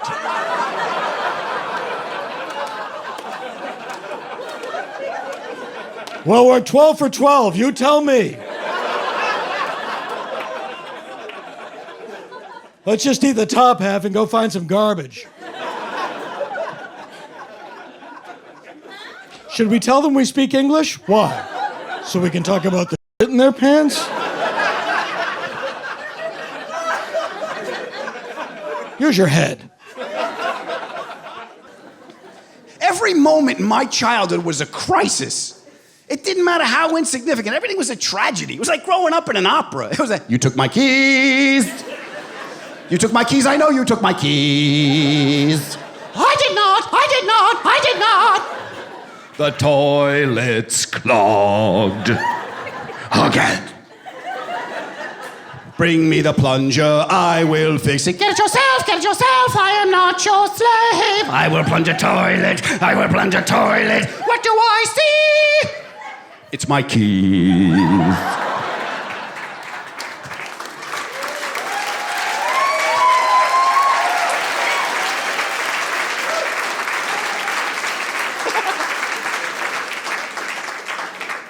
Yeah, they're out of their minds, my parents. Bunch of screaming Italians who are all law-abiding citizens as far as you know. That's the culture I grew up in. I basically grew up in a crime family without the money, power, or influence. Yeah, just the fear and paranoia, that's all I got. Yeah. My Uncle Tony's a little shady. We used to call him Uncle T. The police called him a person of interest, but Yeah, I remember once he was staying over the house, right? It's early in the morning. He's downstairs in the kitchen. I came down the stairs. He looked at me and goes, what? Come here. What? Come here. What? Get over here. You want eggs? What? I'm making eggs. You want eggs? Yeah, I'll have some eggs. Shh, I don't want the neighbors to know I'm making eggs. Like the neighbors are gonna kick the door open. Like, where's the eggs, Tony? Where's the eggs? Don't you move, Adam. Get the cheese. I want an omelet. I want it now. To this day, every time I make eggs, I gotta lock the door. Every omelet I make has tomatoes and fear in it. I think of my Uncle Tony every time I tie a tie. Yeah, I was a little boy, he taught me how to do it. He said, hey, come here. Let me show you how to do this. You take the tie, right? And you talk to the two ends of the tie. And you tell them what you want them to do. You go, hey, you two guys. You go around the alley, you go up the back stairs. Cut across the roof, you come down in front of the awning like you didn't see nothing. Then you walk, you do not run, you do not look back, and you meet above the belt buckle and make sure everything is even Steven. Now we take a pair of scissors and you cut the back of the tie off. This way nobody can choke you with your own tie. I was 12. Do you see where the paranoia in my life might have come from? I was making my confirmation. Father Dominic's in the back room like, boys, it's a big day for all of you. God loves each and every one of you. Adam, look how handsome you are. Let me fix your tie. I panicked, dropped, and swept the leg. I did that joke on TV and I got a bunch of mean tweets. You were painting the Italians as criminals. There's an insult to us. Shut up. Really. I mean, the biggest insult to the Italian people is the Olive Garden. I mean, come on. Seriously. That escaped your notice and you're coming after me? Come on. It doesn't even look like an Italian restaurant. No self-respecting Italian restaurant's gonna have a window that big so people can drive by and aim. I had kind of a classic upbringing. My mom stayed at home, my dad worked. My mom, way too nice, I could get away with anything. Dad, he could get like too intense. You know, I always say if it was just me and my mom growing up, I would be in jail right now. And if it was just me and my father, he would be in jail. And I would be in a wheelchair. No, I know. I mean, some of y'all, I know you had a dad like that. Like, he never crossed the line, but he got pretty close. Like, there's a handful of times I set my dad off. I just make him so mad, he'd just scream out the first punishment that came to the top of his head, storm off. About 20 minutes later, he'd walk back out. All right, your mother and I discussed it. We determined you actually do not have to carry me on your back to my job every day. As previously shouted. They were a great happy medium, the two of them, and I got my humor from them. They're always messing with each other, poking fun at us. It was a great atmosphere. My mom, she was the easy target, my poor mother. Just this last Thanksgiving, she always makes the turkey. I was giving her a hard time. I'm really laying into her. I'm like, Mom, you overdo the turkey. I gotta be honest, we have tools now. We can check when it's perfectly cooked, take it out. Because I don't know about y'all, Utah. I grew up in a household where they were like, we're pretty sure the meat's done. Let's cook it another 4 hours.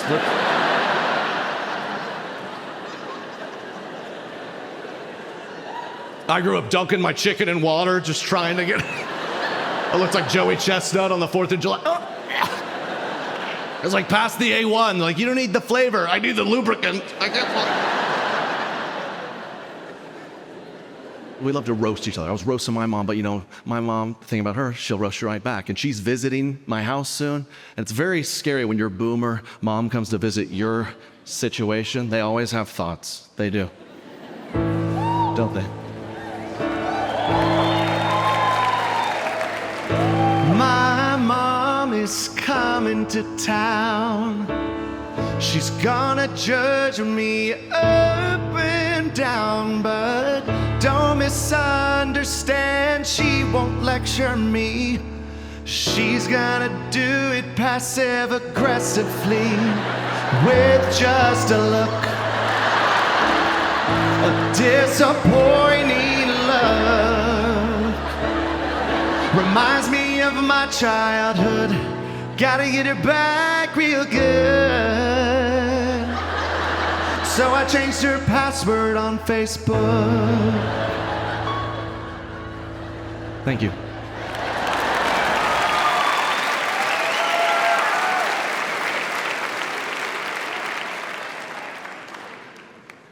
She's like, you know what, Trey? I'm just doing what my mom taught me to do. Cooking the turkey, whatever. I didn't grow up with all these phones, this and that. All I know is what my mom taught me. And it kind of occurred to me when we were 8 months pregnant, we got thrown a million links, podcasts, YouTube videos, you name it, to prepare us. And it's kind of amazing any of our parents did as well as they did raising us, considering they apparently just winged it. I think my parents' philosophy was just like, let's coach his little league teams and hit them. I think.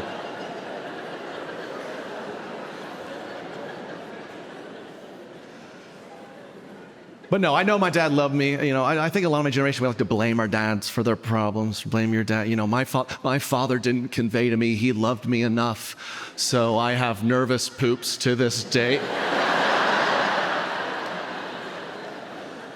It's like, well, did your father ever show you he loved you with his actions? It's like, well, he worked every day for 45 years with no sick days, but I never got a poem.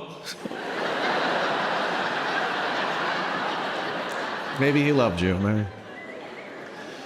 And I know my father loved me, but he was old school, right? He did, wipe some dirt on a kid, real men don't cry, be tough, be a man, all that good stuff. But as the years have gone on, my father, he's gotten more and more sensitive, very emotional. I feel like that happens with age. Now, every time I see my father, I leave him. I'm like, all right, bye, Dad, love you. I'll talk to you later. He's like, all right, I love you so much, son. Oh, I hope you know how proud I am of you. I was like, well, it's too late now. It's too... You used to whoop me for crying, so I'm a little confused. And this is strange, but my entire family and I, including my mom, are actually world champion foosball players. Yeah, thank you. And my mom is in the Foosball Hall of Fame. Yeah. But every time my mom gets a new nurse, the nurse will always ask her about her life. And my mom always goes, well, I'm in the Foosball Hall of Fame.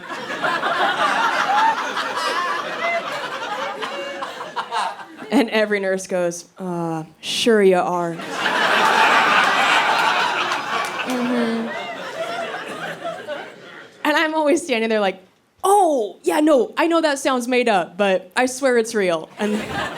And the nurse is like, hey, you don't have to.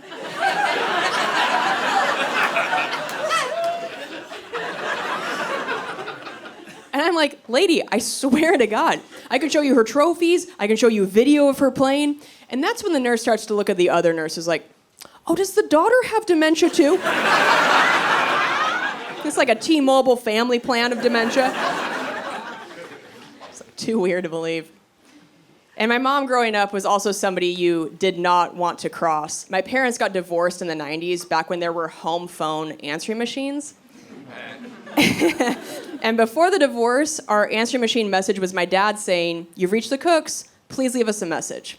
And then after the divorce, my mom had changed it to her just blasting Alanis Morissette's You Oughta Know.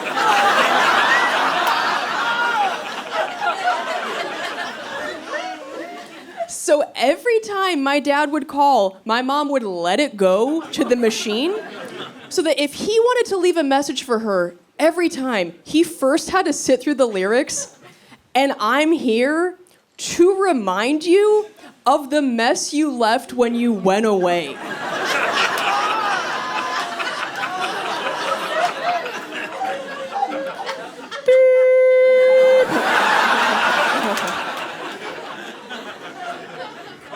I mean, that's a bad move right there. That takes balls. Because it's not like that was just the message for when my dad called. That was the message for literally anybody who called our house. So after a while, we started to get messages from people like, hey, this is Dave from Blockbuster. And I'm here to remind you.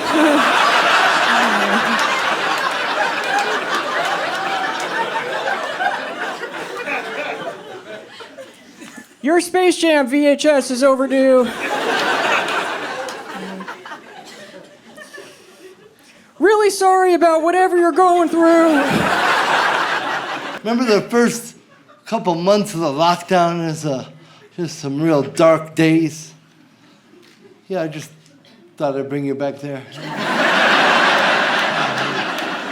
I remember the first couple of months of that lockdown, the whole world's caving in around me. All of us, we don't know what the hell's going on. You lost your job, you're locked in your house with your kids. Just washing your mail and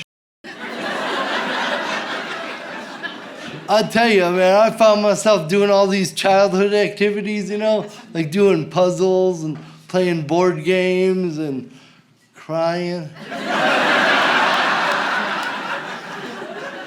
Maybe throw in some long showers.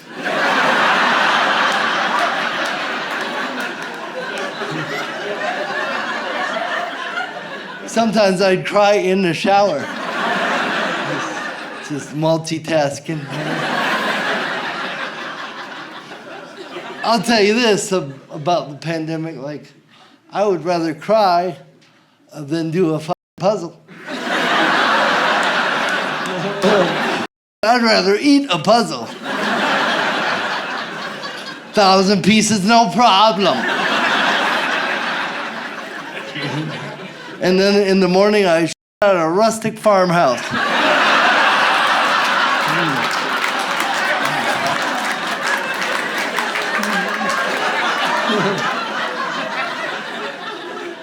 Which is weird, because it was a puzzle of a kitty.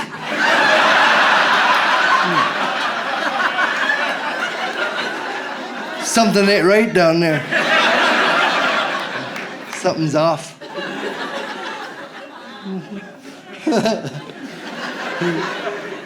So stupid. All right. I just don't trust anyone who's never worked a job where they thought about killing themselves at least once. Like, at least once. Like, once. You're just like, this could all end, and I can end it right now. I'm not even clinically depressed right now, but what if? What if I just killed myself, That thing where you're like, God damn it, I got 5 hours left in this shift. Or...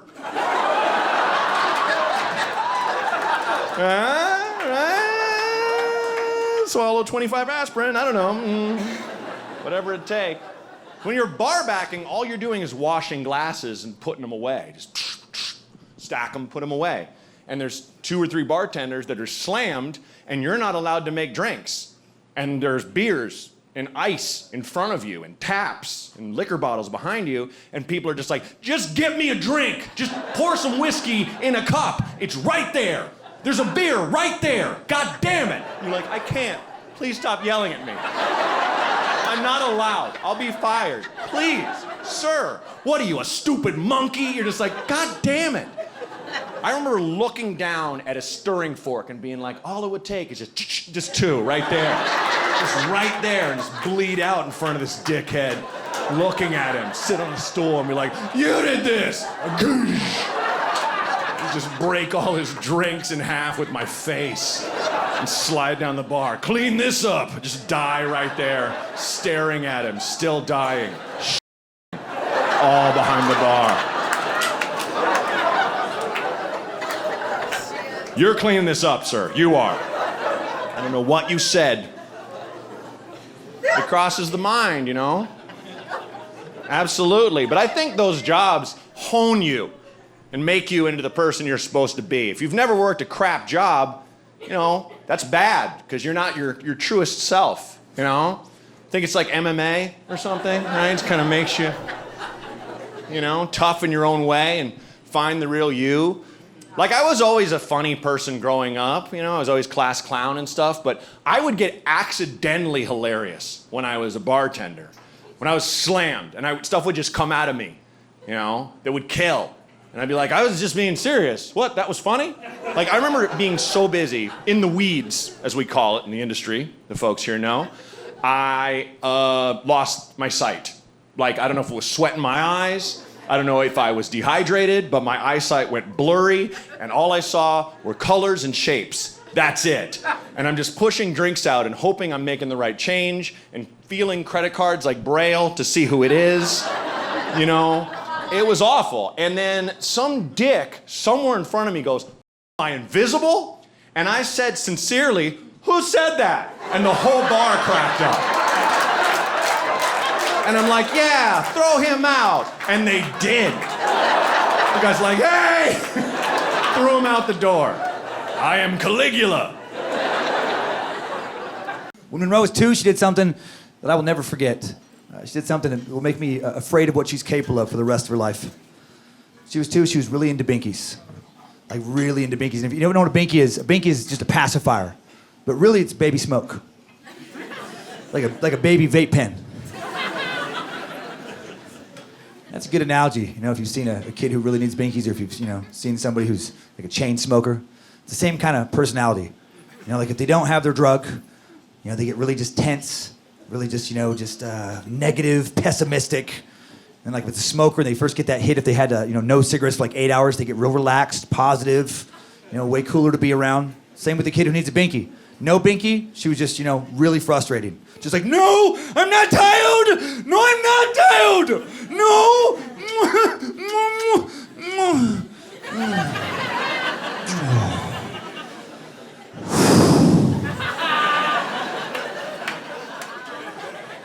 Sorry about that, I'm gonna go lay down. It's just so easy with the binky. And she was super into binkies when she was 2. To go to bed at night, she had to have a binky in her mouth, one in each hand, 10 to 15 more binkies scattered around the crib. So she could sleep in a binky paradise, and if she let go of one, she could flail around and hit one before she really got going, you know? And they expected that level of junkie to go cold turkey in one day. It's an unreasonable premise. About 2 weeks after the band, they started catching her with binkies. She was sneaking them in. And I love how they caught her. She kept going to the same corner of the daycare, this one like dark corner. They noticed like an hour in, she'd walk over there, she'd use her body as a shield, take the binky out of her pocket, take a couple hits, put it back. "Hey guys, just checking out the corner. Might want to dust it eventually." Their response cracked me up. Their response was to start patting her down on her way into daycare. Like she's a tiny felon trying to get a shiv into the reading room. So then her pop-pop, her grandpa, her mom's dad, he got embarrassed about this. He didn't like her getting patted down. And so he starts patting her down at home so she can't bring a binky from the house. And for a while, there's like a 2 pat-down period. For a week or 2, she was getting patted down at home and at daycare. During that little window, she still snuck in the binky.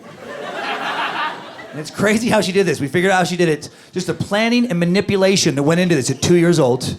She knew that Pop-Pop always, you know, got her dressed for school, you know, daycare at the same location by the front door.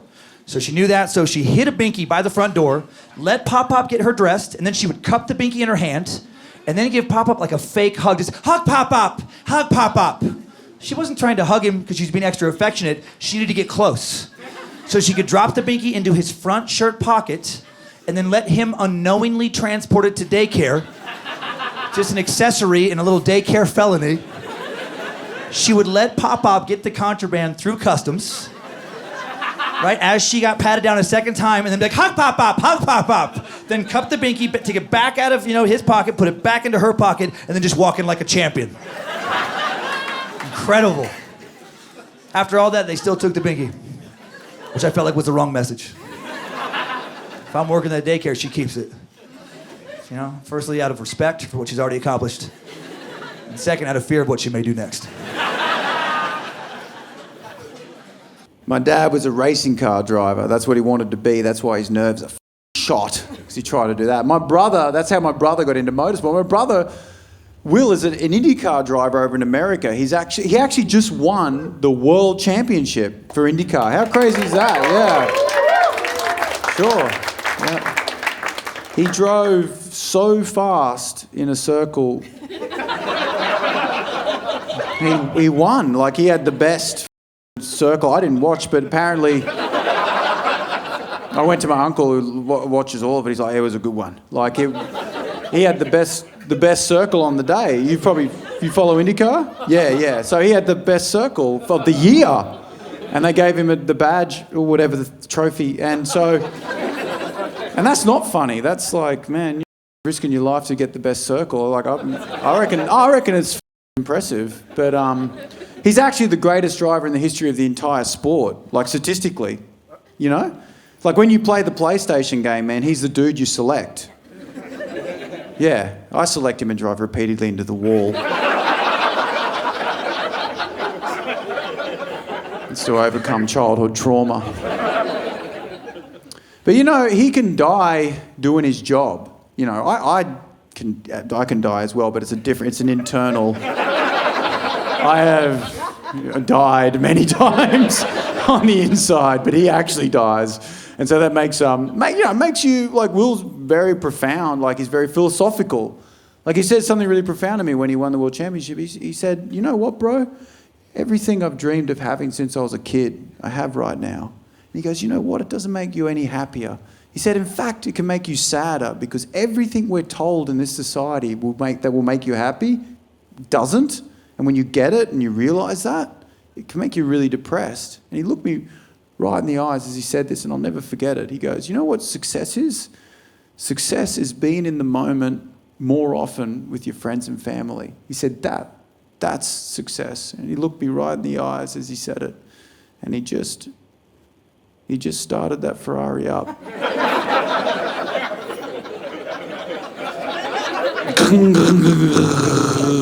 And he flicked me a small diamond, because he has a pouch of diamonds now from the championship. I don't know if that's part of it. And he flicked me a diamond and took off, because I'm not allowed to sit in that particular car. And he started doing circles, and they were perfect. I was like, it all makes sense, you know, like. But in a lot of ways, I feel sorry for my dad, you know, because like things, for the older generation, like things are changing so fast. You know, like my dad posted a Facebook status the other day, and the status was, how do I log into my Facebook? That's how confused he is about the world. Like, how do I log into my Facebook? And I'm like, you're in, dude, trust me, you're in. But that'll be us. We'll be retiring. There'll be technology we don't understand. You know, like they're already talking about connecting your brain to the internet. That'll be us. We'll forget to put a thought on private.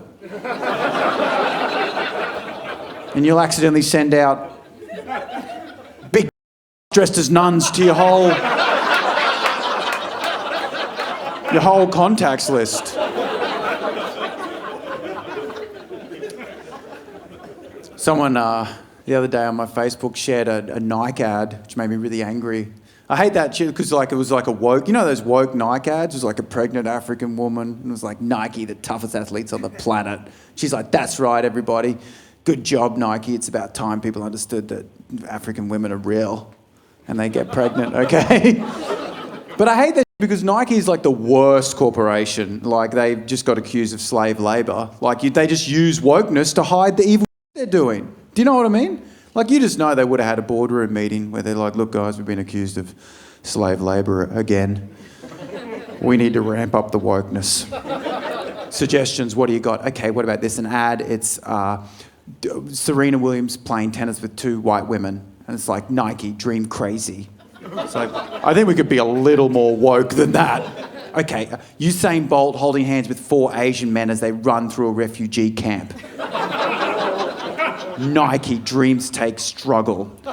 Good, Richie, but I don't think you understand. We need to distract from slavery here. We need way more wokeness than that. Okay, a lesbian Muslim playing soccer with a disabled Jew. Nike, dreams unite. Better, Richard. Now you're on it. I can see you're on it. More, though. I know you've got more. Okay, a non-binary Asian trans woman runs through a stadium of disabled Arabic men. When they cross the line, boom, close up on a midget. Brilliant, Richard. You've done it again. Brilliant.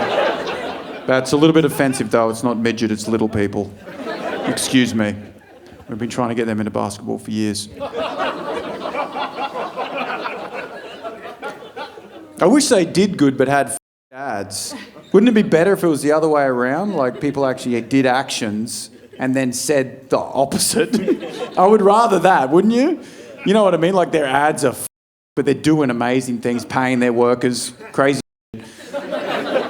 but their ads are like Michael Jordan walks out, he's like, you'll never be me. Look at you, you fat sitting on the couch, you're drinking custard, you think you're going to put on my shoes and slam dunk, you're nothing.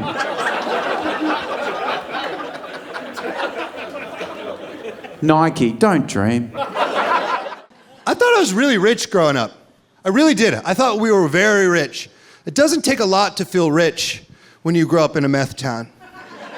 It doesn't. Like my dad sold cars and my mom was a babysitter and I was like, I get why we're Republican. Keep the government out of this combined annual income of $55,000 for a family of 5. That's our Ford Taurus we share, not the government. You find out how poor you actually grew up with how late in your life you learn Red Lobster's not a fancy restaurant. And somebody didn't laugh and you're still poor, and that's okay.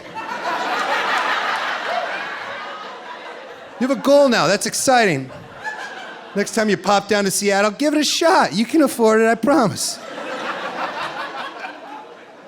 We think it's great, but it's the Applebee's of the sea, that's what it is. I didn't know Red Lobster wasn't fancy until I was 37. And I'm 37. It was months ago. It was this summer it happened, okay? I was in New York City with my friends. We were in Times Square and we were walking. There's a 3-story Red Lobster. I was like, whoa! And I took my phone out. I started taking photos of a Red Lobster because it was 3 stories. I was like, oh, nobody's gonna believe this. Nobody back home is gonna believe that I saw a 3-star Red Lobster. That must be the mother, you know, like. And my friends are like, you love Red Lobster? I was like, oh, I love Red Lobster. Like, let's go. And I'm like, we wish. Someday. And they're like, no, for real, let's just go. I was like, no, for real, I got shorts on. We're not getting in. That's a khakis only establishment, all right? Someone's grandpa in town gonna pay for that? That joke hit. You love when you're doing a stand-up special and one person in the crowd laughs. That's what you're going for.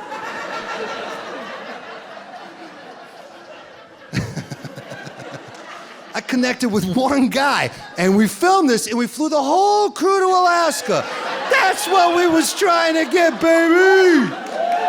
One guy.